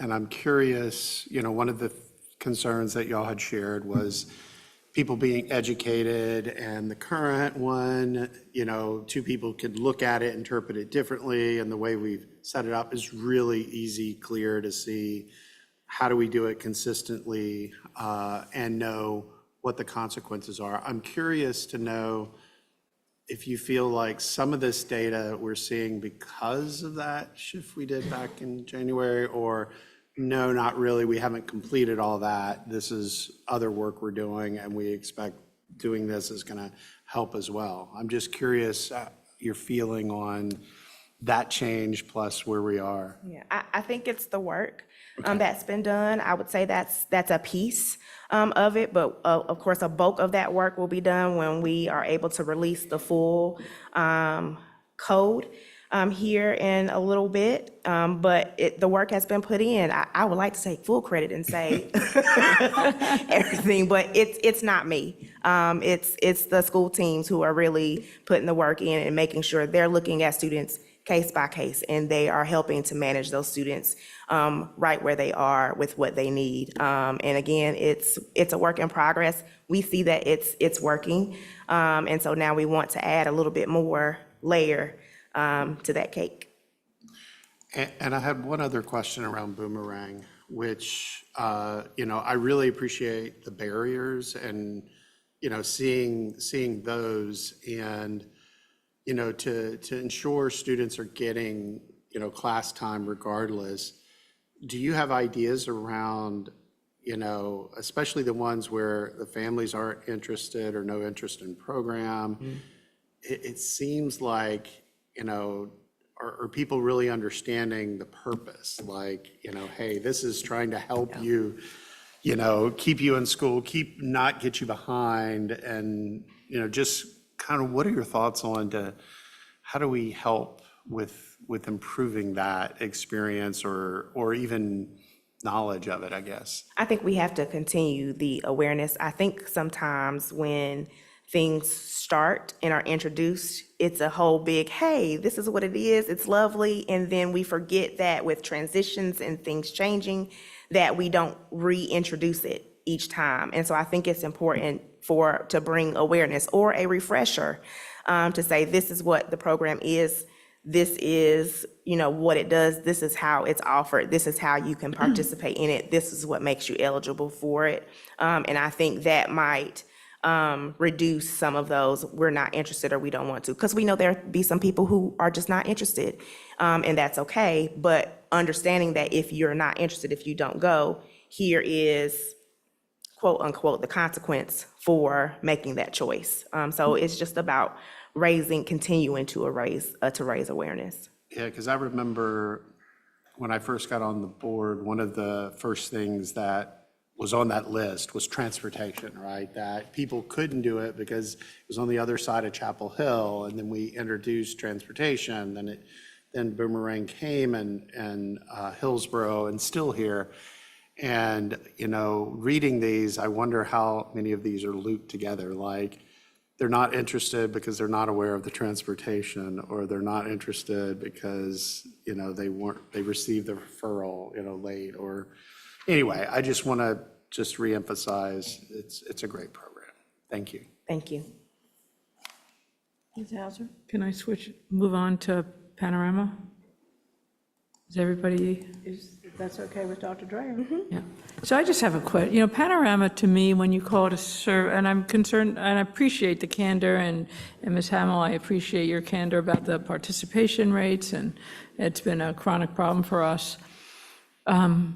Panorama has always felt like an assessment tool, not a survey. You know, I think of YRBS, and a survey is to get my opinion on something that had nothing to do with educating me. It's for an outside purpose. And is there a way for us to present Panorama to our parents so that they understand that we're using it as an assessment tool and not, you know what I mean, somehow separate it from this big class of things called surveys that we're being bombarded with all the time? I think, again, that's knowledge and awareness. It's called a survey from them because it's a questionnaire that we're asking students. Sometimes when you hear the word assessment, you think standardized test, and it's not that. Because it's not, you know, we don't need proctors. It's not a closed room situation where it has to be quiet. It's not one of those situations like a test that we would take in a classroom. So that's why it's called a survey. But again, I think that comes from education on, this is why we call it a survey, because it's not a standardized test. But here's the information that we're using it for, because we are using it to make sure that we are working and helping students individually, but it's also classroom-wide and school-wide information as well, just like we would use any other assessment score to help to create plans or to assist students. Okay, I was looking, and I don't, to see if parents, it would be easier for them to opt in. So it would at least be a question separate from their opt-in question, but even if, I don't know if we could reclassify it as like I'm thinking more like Dibbles or all the others, not just the end of grade test, but all the other. Due to the nature of the questions, it requires an opt-in as we are following the Parent Bill of Rights. Yeah. So in that case, we have to do the opt-in in an effort to get the information that is helpful for us. So we want to make sure that we follow the law. Well, thank you. We have to figure out something, right? I wish you good luck with that. Thank you. Any other questions? Ms. Dole? Yes, thank you. I had some thoughts similar to Bonnie. I appreciate the Panorama data I have access to from my students in a different district. And similarly, I think families might not realize it's not like a random survey. You know, it really provides a holistic picture of a child in a way that teachers can better understand the kids in their classroom and know how to support them, or if they're already feeling supported by adults, if they are not. I mean, it really, like the word just comes to mind, it's like kind of like a whole child sense of students. And I was wondering, as you were thinking about like repitching it for, you know, the coming year, if like teachers, I was thinking, you know, like we had the equity, you know, what is equity? And I was thinking, you know, Mr. Gaddy was in one of those little videos, and teachers and principals. I was just thinking, if teachers and principals were pitching to parents, like this is really helpful, you know, to teachers and supporting kids in their classroom when students are able to participate in these surveys. Just a thought I had about buy-in. Thank you. And that would be extremely helpful if it's a team effort. So it can't just come from me. It can't just come from Mr. Smith in his office. It has to come from everybody, that this is what we're looking for. This is the information that we need. This is why it's helpful for us to help your students. And so it has to come from everyone. Ms. Miley? Yes, thank you. A couple of things. The first on the response rate thing, and I may have signed some form at the beginning of the school year to opt in, but I certainly do not remember doing that or being asked to do that. So just so you know, like, I don't think all the parents are opting out by choice. Like, I definitely would have had my kids take that survey. I think that there's a lot of this that's just sort of like, that operationally we can solve. Although I really like that idea of doing something more tangible, hearing from staff about why it's so valuable in supporting their children. Operationally, I mean, Orange County Schools, until maybe a year before the Parents' Bill of Rights, our school district had an opt-in policy for surveys. So this is not a new problem for Orange County Schools, unfortunately. We had just fixed that and made it opt out before the Parents' Bill of Rights. And so previously, I believe what existed every year pre-COVID in Power School, we needed to go in and like confirm our registration, right? Every year, not just like as a new student. And confirm our contact information. And then there was the thing for like, do you give permission for photos? Do you give permission for, and that like, that's how we did it before. And so that, I hope that that is part of our regular process. I think we're moving away from Power School to some other system, maybe, Yes. but hopefully we will have some standard, and that is a good opportunity again, by the way, to like make sure we have all family members like phone numbers, right? And stuff like that as well. So that just seems like a good practice for us to be doing as a school district. But Yeah, and that is one of the options in the plan, is to have it with all of that information. So it's done all at one time, but then giving the additional opportunities at survey time if those were missed. yeah, I think that's great. I will say, I mean, just the data that you shared today, I mean, a 7% response rate when it is so skewed by who happens to get the papers home and return them to school and all that. I just don't think there's a lot of meaning in that data with that level of response rate, given just like I don't think that is very representative probably of our student population. I'm sure that we can get the response rate well up from there by putting in some good practices. And when we do, I would really love to see this data over time. And I would really like to see it broken down, like when there are meaningful differences by identity or something like that. I'd like to understand that.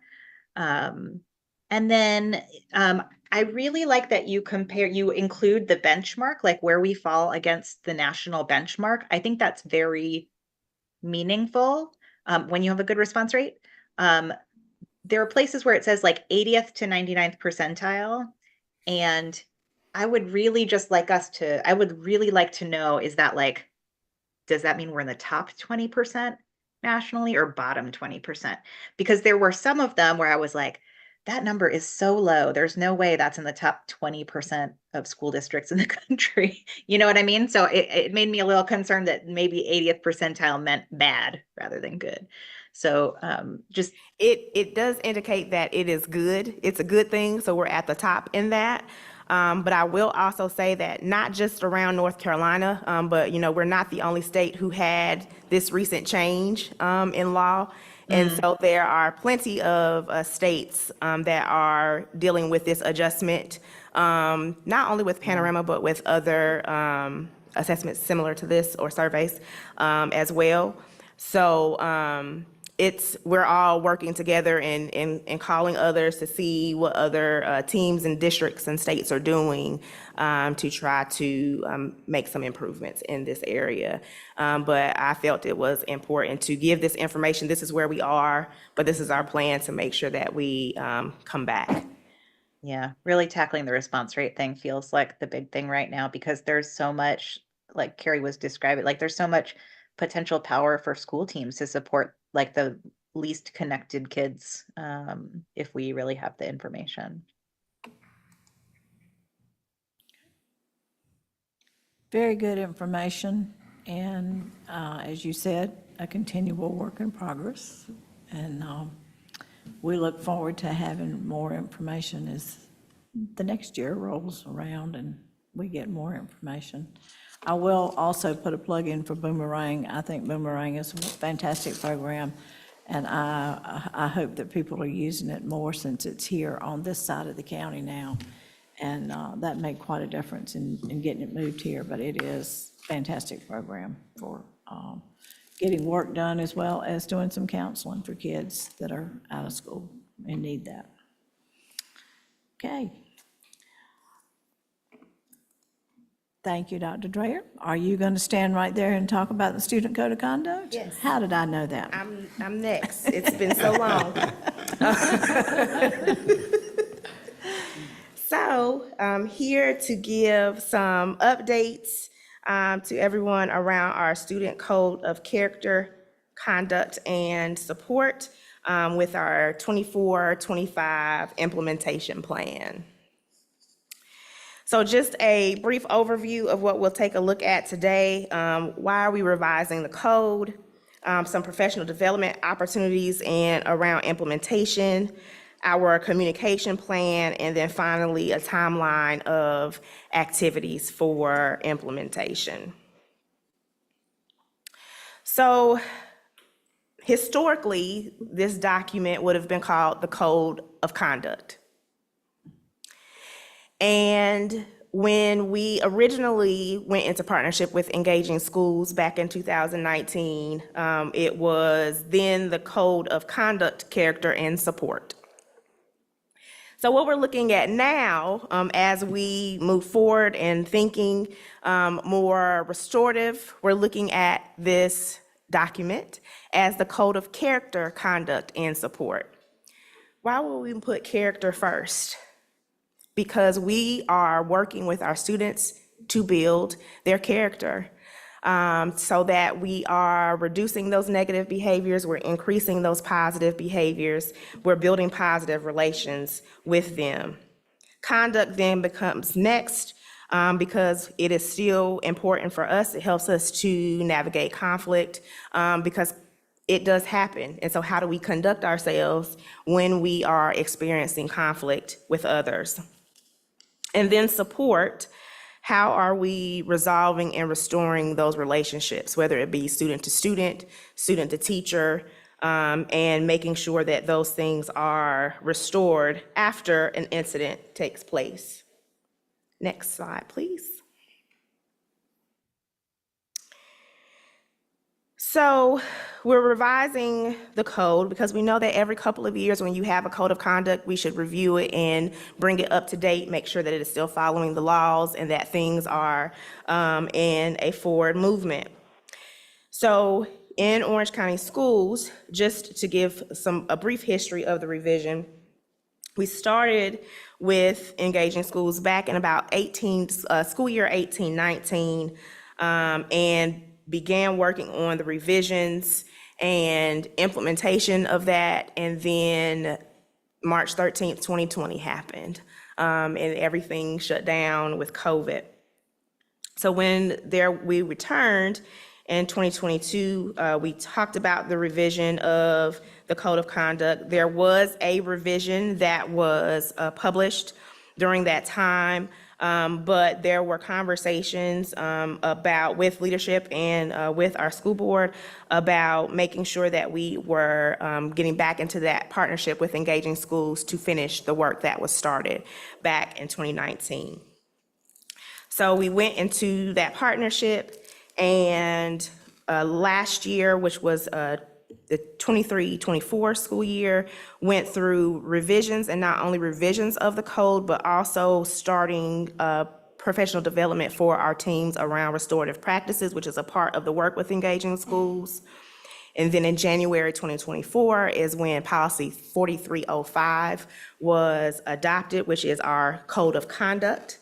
And now we are at the place where it's time to implement and release our code of character, conduct, and support.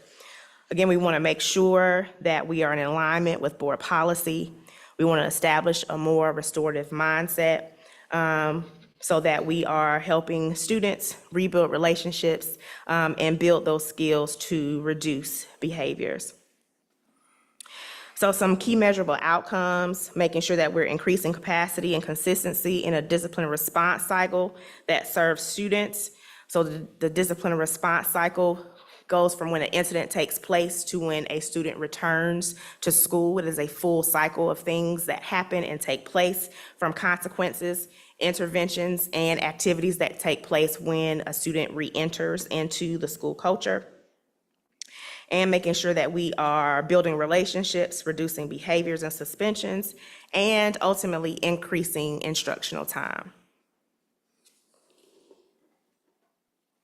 So taking a look at restorative practices, and I know that sometimes there might be a little confusion around what a restorative practice is. So I wanted to share that it's clear communication, it's conflict resolution, it's some of those things that we have always done, things that are in general communication or in general relationship that we do with each other or with students. Setting expectations, and making sure that we are in a good working relationship. And then when something happens, if there is conflict, that we're able to restore that relationship, whether it be by conversation or by activity. So we have 5 R's of restorative practices. That very first one, me personally, I think it's the most important, is relationship. How are we restoring that relationship? If that relationship is harmed, what are the things that we're going to do to take responsibility for the things that we did so that we can repair that relationship? Next is respect. Making sure that we're listening to others' perspectives, whether we agree with it or not, and being honest in that and respecting each other's perspectives and decisions. Responsibility is making sure that we're each taking responsibilities for our part in whatever it was that took place. Repair is how we work to repair the harm that was caused when there was something that happened within that relationship. Regaining feelings of respect. And then reintegration is how we return into the community once something has taken place and we have gone through all of those steps. And so again, not anything new or out of the ordinary, but just how we continue through a relationship cycle when something takes place. So when we're looking at our code of character, conduct, and support, and in a comparison to the most before the Engaging Schools change 1920, in comparison to the 2024, what's different? So we looked at it from a rules-based approach in the old code of conduct. The new one has norms and agreements of how we respond. The old was in a compliance mindset, while the new one is in a restorative mindset. Again, how are we restoring and repairing those relationships? The old was kept students in schools separate, almost students against the adults or the authority. Now we're looking with the new one at student voice, collective ownership, and a focus on repair and reintegration. And so going through that process. The old code had a focus on repeat offenses. If you look at how many times the term repeat offense or repeat offender was in the old code, it was many times, many to count. But what we're focusing on now in the code is not repeat, but again is restore, repair, and reintegrate. Because although we do know that there are some times where students repeat behaviors and they have repeat consequences, we have to continue that cycle of restoring what took place.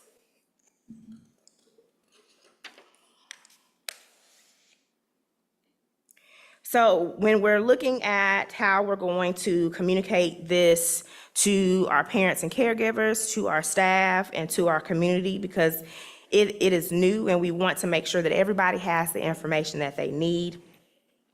It'll go through social media blasts. Of course, it'll be posted on our website. There will be announcements and information sent to our families.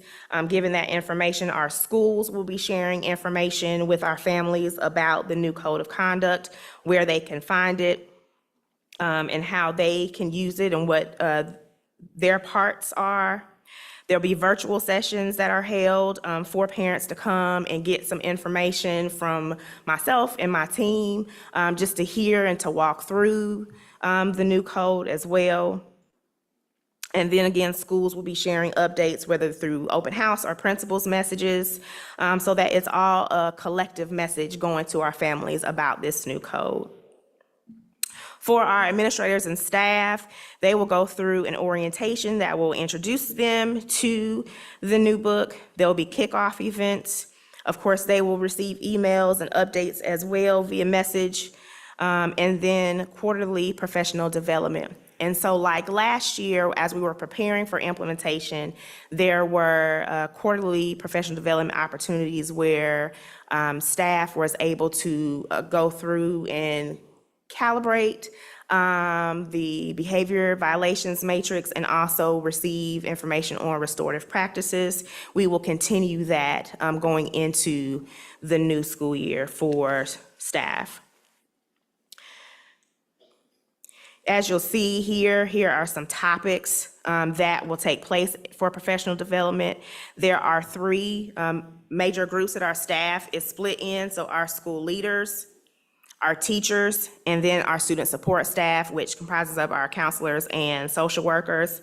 And these are the topics of discussion that they will go through to learn about use of the code of conduct, but then also some of those restorative activities that they can do with students when behaviors take place and as they're going through that response cycle.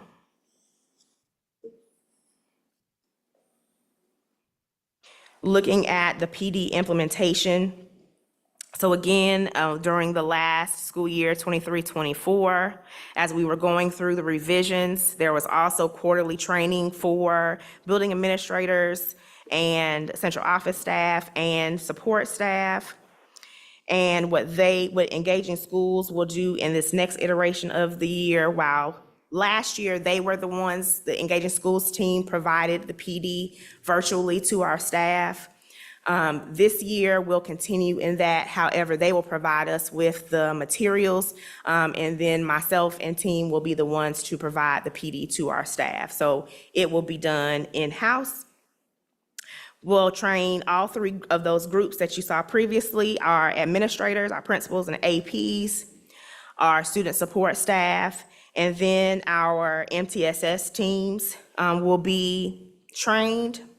Our MTSS teams will actually receive a train the trainer. Well, then they will be able to go back and train their staff on those restorative practices. And throughout each time, we'll be able to monitor when those trainings have taken place and use of those practices.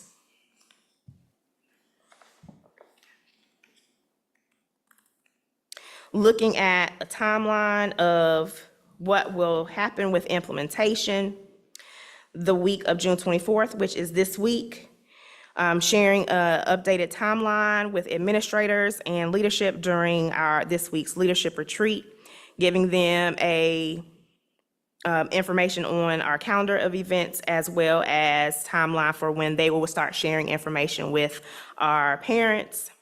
The week of July 8th, begin our Train the Trainer, which are with our Hillsborough Elementary admin and staff to prepare for their opening later in July.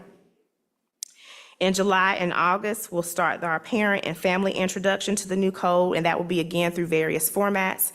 So through virtual opportunities, through blasts and emails and website announcements.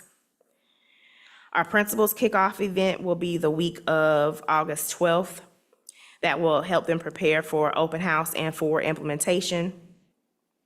And then finally, quarterly throughout the 24-25 school year will be the professional development for our administrators, for our student support staff, and for our MTSS teams, as well as the MTSS teams then training our school staff as well.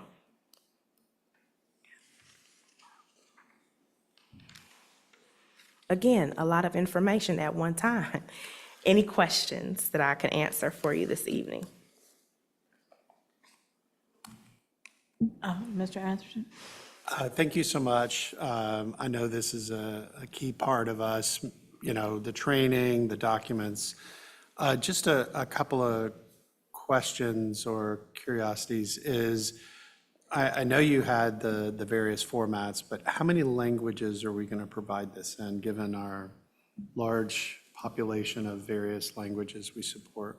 It is being translated in Spanish, and I'm going to ask Mr. Smith for a little bit of help. I know that when it's posted, that on our site, that they'll be able to change it into different languages. Is that correct? So Spanish speakers cover 90% or more of our foreign language speakers, but currently the board's policy manual is not translatable into some of the languages spoken by our families, and so there are some issues, and Sandra Blefko and her team usually work on that. This will be it's a periodic process, and we'll be working with schools to target those populations that might need some extra support.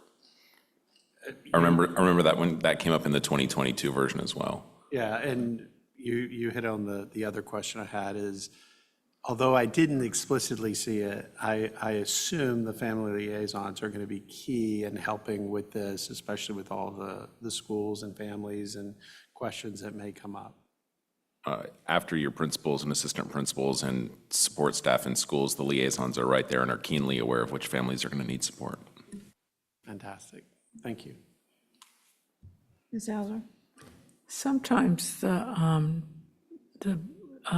behaviors issues happen with subs. That kids, so are we going to be providing training for subs? I will be completely transparent with you, Ms. Hauser, that they were not included in that information, but we can absolutely provide that for them as well so that they are aware of how to use that code. But they're not a part of the restorative plan for those three groups, but we can go through with them about the code itself so that they are aware of how to refer and how to get to, when incidents take place, how to report them appropriately. Great, thank you. Go ahead, Ms. Smiley.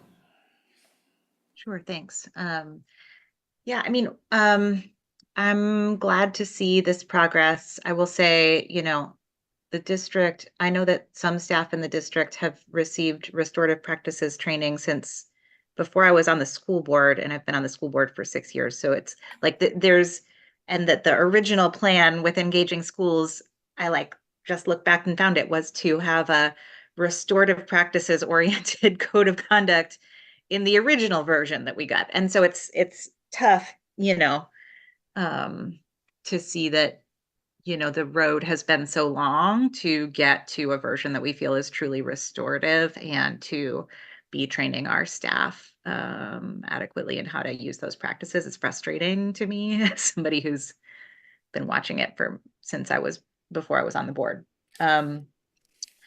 But hopefully we continue to make some progress. I am wondering, in the olden days, families received a printed version of the code of conduct, like they got a copy of it. When we first signed the contract with Engaging Schools way back when, they showed us a really beautiful, I've brought this up so many times over the years, they showed us a really beautiful code of conduct and support and character that they had created for Syracuse City Schools. That was part of the expectation that I had as a board member originally pre-COVID, was that what we would receive was sort of an engaging document, tangible for families. And I'm curious whether we're going to get something printed or not, and whether or not what families receive will be like nice to engage with, versus I think in the past few years we've had something that's a bit more like Google Doc-ish. Partially that was because that work got interrupted by COVID in the middle.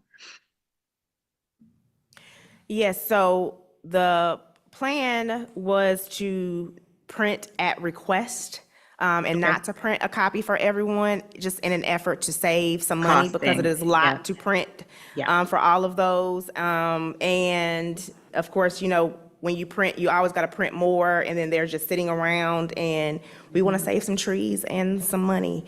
And so they will be electronic and posted and shared with our families, but will be available to print if that is the request per family, not a mass print of that, just again, in an effort to save a little bit.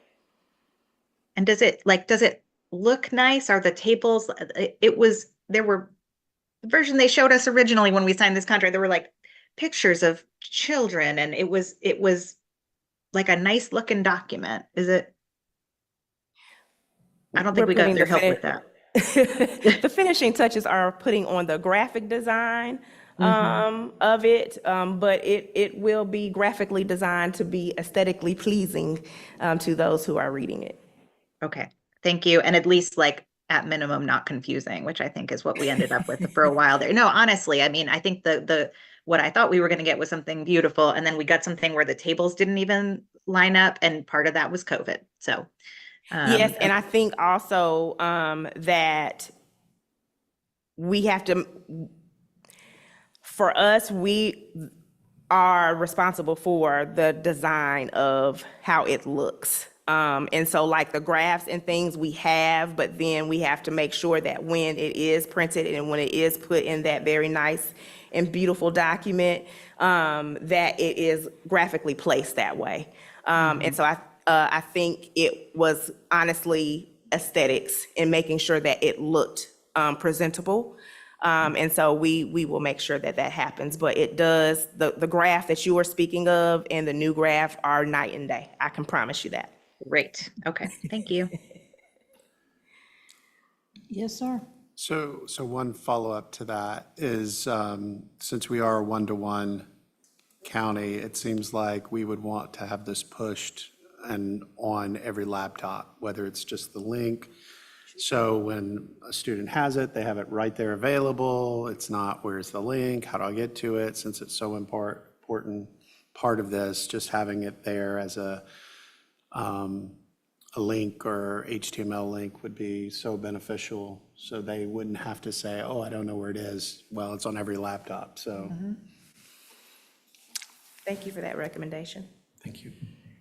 And I think that has happened before, but I'm not 100% sure. The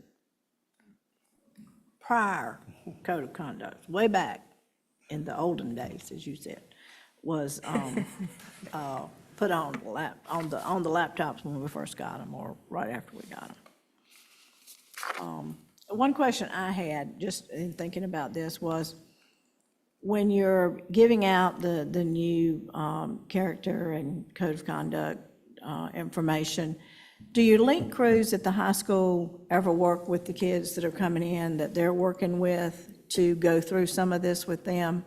Because again, peer-to-peer sometimes is a better way of doing things. And I was thinking about how important those link crews are to those younger students coming in, and that might be, and you may be doing that, I don't know, just using them to help spread the word about this, talk about this with them, go through it with them, introduce it to them. I know that we are, and I just kind of connected to what you were saying, doing some work on revitalizing our mental health teams at our schools. And then we have some other clubs, I'll call them, with anonymous reporting and things. And so I think this would be great to incorporate into those activities. Okay, just a thought I had. Any other questions? Comments? Okay. Thank you very much, Dr. Dreyer. Thank you. You may go sit down. I know you're ready to. Thank you. Okay, ladies, teacher working conditions survey. We are going to need to go into an extended time here. At 10, okay, we'll wait till 10. I was going to go ahead and do it, not introduce these two, not interrupt these two, introduce them, yes, but not in. But ladies, come forward. Your time. Well, good evening, Board of Education, Dr. Jones, and our public. Ms. Morris and I are really glad to come back and be able to respond to your request from last board meeting to hear more about the 2004 North Carolina Working Conditions Survey. So as you know, the survey collects the anonymous voices of certified staff across the state, and those results are used to help determine strengths and improvement opportunities for schools and districts. All classroom teachers and license-based school-based educators in the state are invited and encouraged to participate.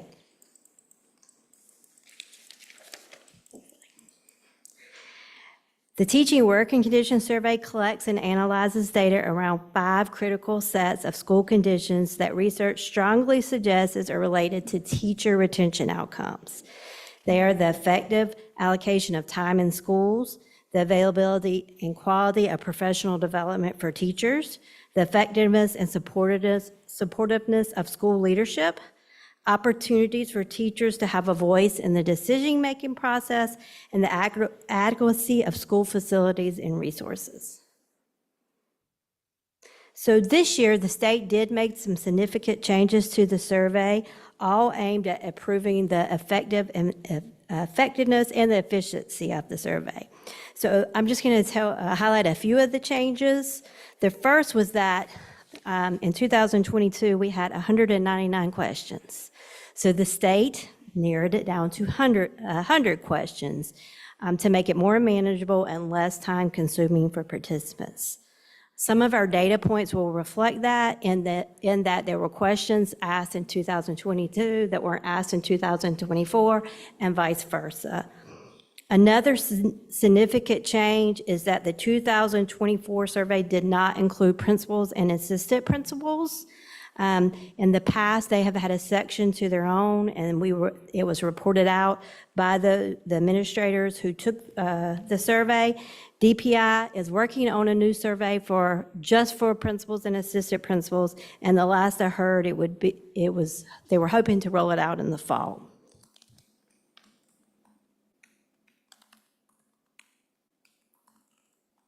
So we want to say thank you to all the Orange County staff that participated in the survey. You can see our response rate was 89.66, and we're going to give a special shout out to Pathways and New Hope, who had 100% participation, and Grady Brown and Hillsborough staff, who had 95 and above participation.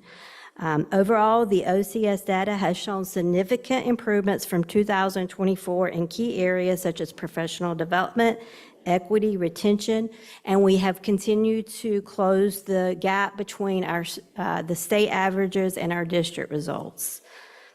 The next few slides will highlight the areas of growth as well as opportunities for improvement. Just keep in mind that you're seeing district results. Our school individual results may be higher or lower in a particular area, and all school results are visible on the state website. So I'm now going to turn the podium over to Ms. Morris, who will go into our results in more detail. Good evening. We're excited to be able to share with you some of the actual specific results. Before we get started, we do want to note that the way the questions read is teachers agree, strongly agree, disagree, or strongly disagree with statements that pertain to their specific school. So they're not answering questions about Orange County schools at large, even though that's how we're presenting the data today. So they're answering about their beliefs about their school. So we're going to start this evening by talking about some highlights and some positive trends that we think are significant and reflective of some work that we have done intentionally in the district. The first category has to do with retention statements. Statements such as, overall, my school is a good place to work and learn. We saw our numbers in this category go up by over 12 percentage points, up to 91.96% of teachers agreeing or disagreeing with that statement. So that is a huge accomplishment. There's an atmosphere of trust and mutual respect in this school. We went from 60.43% of teachers agreeing in 2022 to 78.5% of teachers, with over an 18 percentage point increase. I feel comfortable raising issues and concerns that are important to me. Here we saw this rate grow of over 15 percentage points. Another category that we saw jumps that we think are significant is the professional learning and support statements. This was the focus of the Superintendent's Teacher of the Year Roundtable last year, so that this data is particularly important to us as we're measuring the effectiveness of that strategy. Statements that have to do with how much time is allotted for professional development. We saw an increase to 68.36%, which is over 12 percentage point change.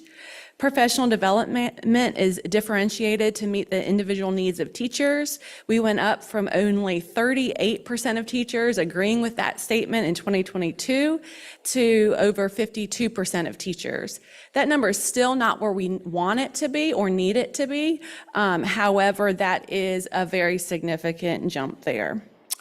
Professional development enhances teachers' ability to implement instructional strategies that meet diverse student learning. We saw an increase to 72.38% of teachers agreeing with that. When we look at managing student conduct, coming on the heels of Dr. Dreher's very thorough and in-depth presentation, we'll see that this data aligns with some of those positive trends that she noted. Teachers believe that students are following the rules more in 2024 than in 2022, which is excellent news. Teachers routinely enforcing the rules for student conduct jumped all the way up to over 80% of teachers agreeing or strongly agreeing with that statement. I think this is a really important measure to look at, because teachers being able to positively affirm that they believe all of their staff is following that is very important. School leadership supporting teachers' efforts to maintain discipline in the classroom rose by almost 10 percentage points. And then school leadership routinely enforcing the rules of student conduct rose over 17 percentage points. We also saw some highlights with our intentional work to include our community and involve our families in our schools.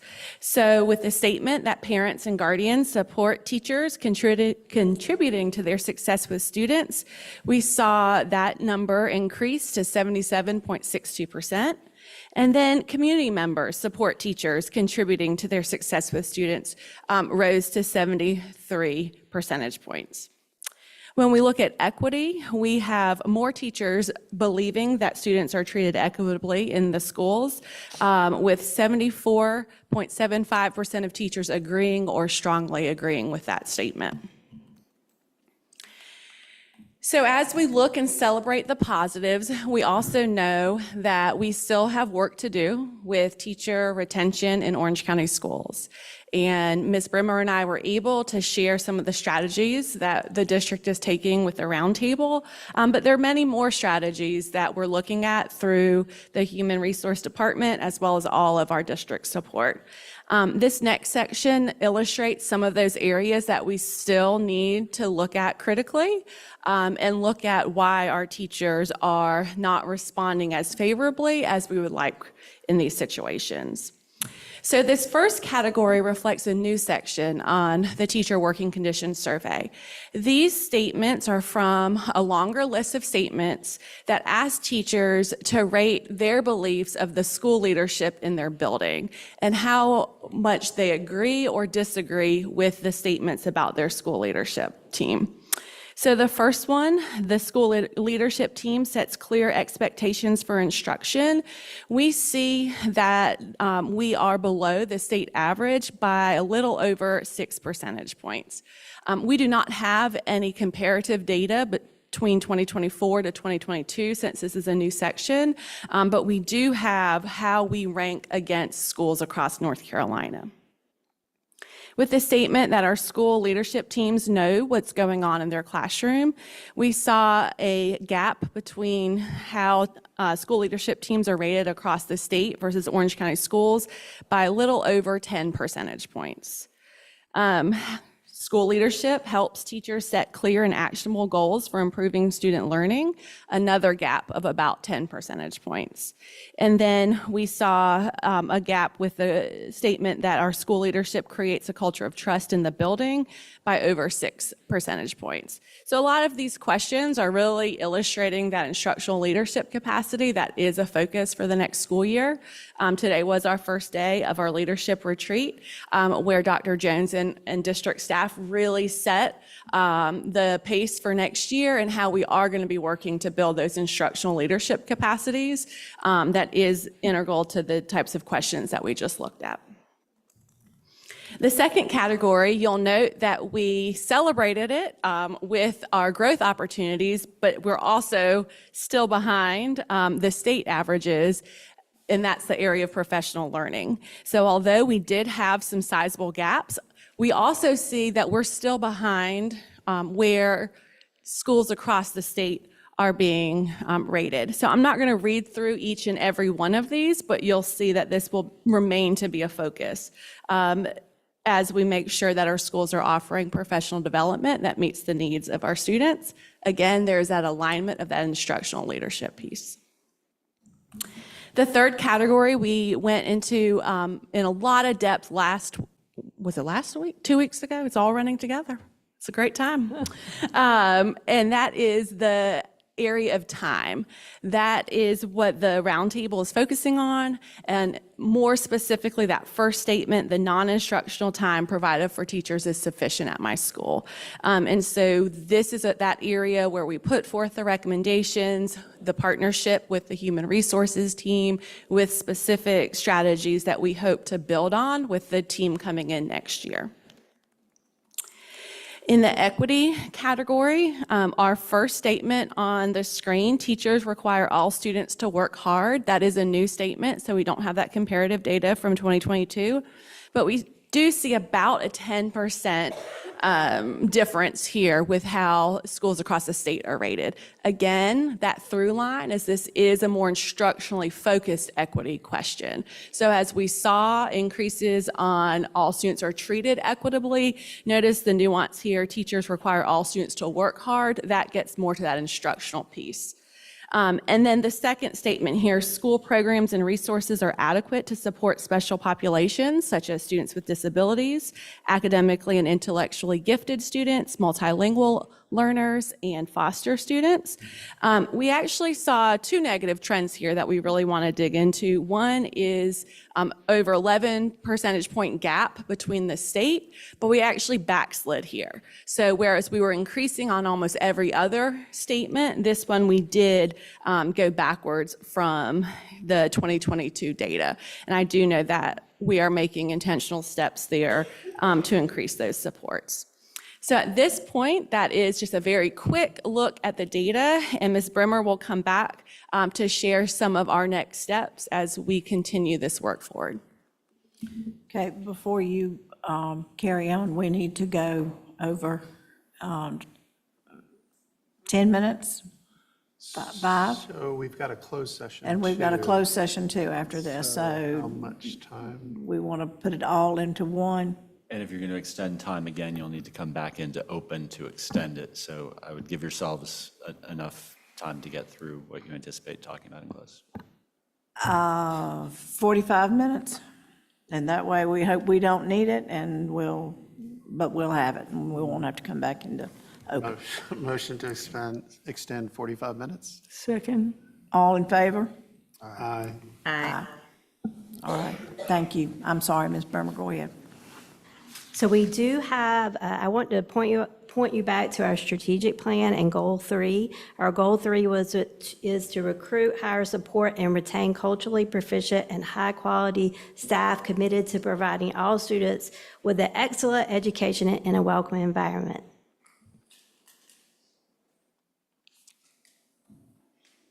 So just a little bit of good news. We know that the strategies that we put in place in 2022, both in all of our goals and our strategic plan, are showing up in our data. And so one of the things I wanted to say is that our state attrition rate has decreased, which means that our retention rate has increased. So that's good news for our district, and we will continue to work all of these strategies to ensure we're retaining staff. So just in terms of the vehicles that we use to get there, so we know we have the data, but we don't have all our map yet for our new data. And let me say that up front, because we need time for our principals and our administrators to go through the data. But what we do have is the vehicles. So as you see tonight, the data presented tonight is district data. School officials will be looking at their own individual data and sorting through their data and coming up with strategies to work at that school. And you should be hearing about those strategies in the school improvement plans, which will be presented to you in the fall. Our district and our departments will also be working with schools on how can we support that? How can we support them with the strategies? How can we support them with talking with staff about the data that's provided to them? We will also continue to use leadership team meetings and the superintendent's roundtable, which you heard lots of strategies 2 weeks ago, to have meaningful discussions about now the 2024 data. And we want those discussions to lead to actionable changes that support positive outcomes for our staff. So not just discussion, but discussion and changes. And last, in our effort to continue to monitor the effectiveness of our strategies, we are going to use pop-up surveys throughout the year. And we have the questions. We know what the questions are. We can use the same questions to measure, even at the individual school level, if strategies are making a difference. So in saying that, we will take any questions you have at this time. Mr. Atherton. So thank you both for bringing this data, and I really appreciate the first explanation of, hey, these are by school, this is how it's done, and we're taking it as a district, because it really helps put it in context. I had a really basic question, which is, what was the date this was actually taken? Like, when did it, start, finish? Because I'm trying to determine when, at what point did we start pulling in this data? So teachers, the survey opened the first day in March and closed the last day in March. And so teachers, this year we did, and if anybody knows anything, been in schools in the past, you got a code and you had to go enter the code. We actually, this year the state sent emails and reminder emails. We actually worked with the teacher roundtable to come up with plans at schools for participation, but March 1st to March 31st. And do we have an idea of why some may choose not to participate? Is it concerned that it's not anonymous? I saw on the website that it says everywhere, this is anonymous, but is that kind of a fear that it's not? We remind, but some people do not choose to participate. I will say there is a little nuance in the data, because sometimes there are people who are at multiple schools, so they participate in one school and not the other. And so there's some nuances to the data. Oh, yeah, or if they're on leave. So they will show up as not taking the survey, but there are some nuances to the data. To answer your question, though, I think it's just time, reminders. We'd love to have 100%. We'll keep trying. Thank you. Ms. Smiley. Yes, thank you. Just briefly, thank you for sharing all of this and the strategies that you all are pursuing. And it's great to see the areas of growth, even though we have a bunch to work on. A couple of things that I just wanted to note that I also saw in the data that were interesting, and I like looked at some other local districts to see how we kind of stacked up. And one, I will say, I was just excited to see compared to local districts in the state that we had done better on as well, is a question that says, I usually look forward to each working day at this school. Like that's really nice to know that our teachers feel more positively than the state average and some surrounding school districts. And then on the other end, one of the ones where we're lower than the state average, and you mentioned that teachers require all students to work hard, but it's also teachers take responsibility for all students learning. Is another one, sort of similar theme.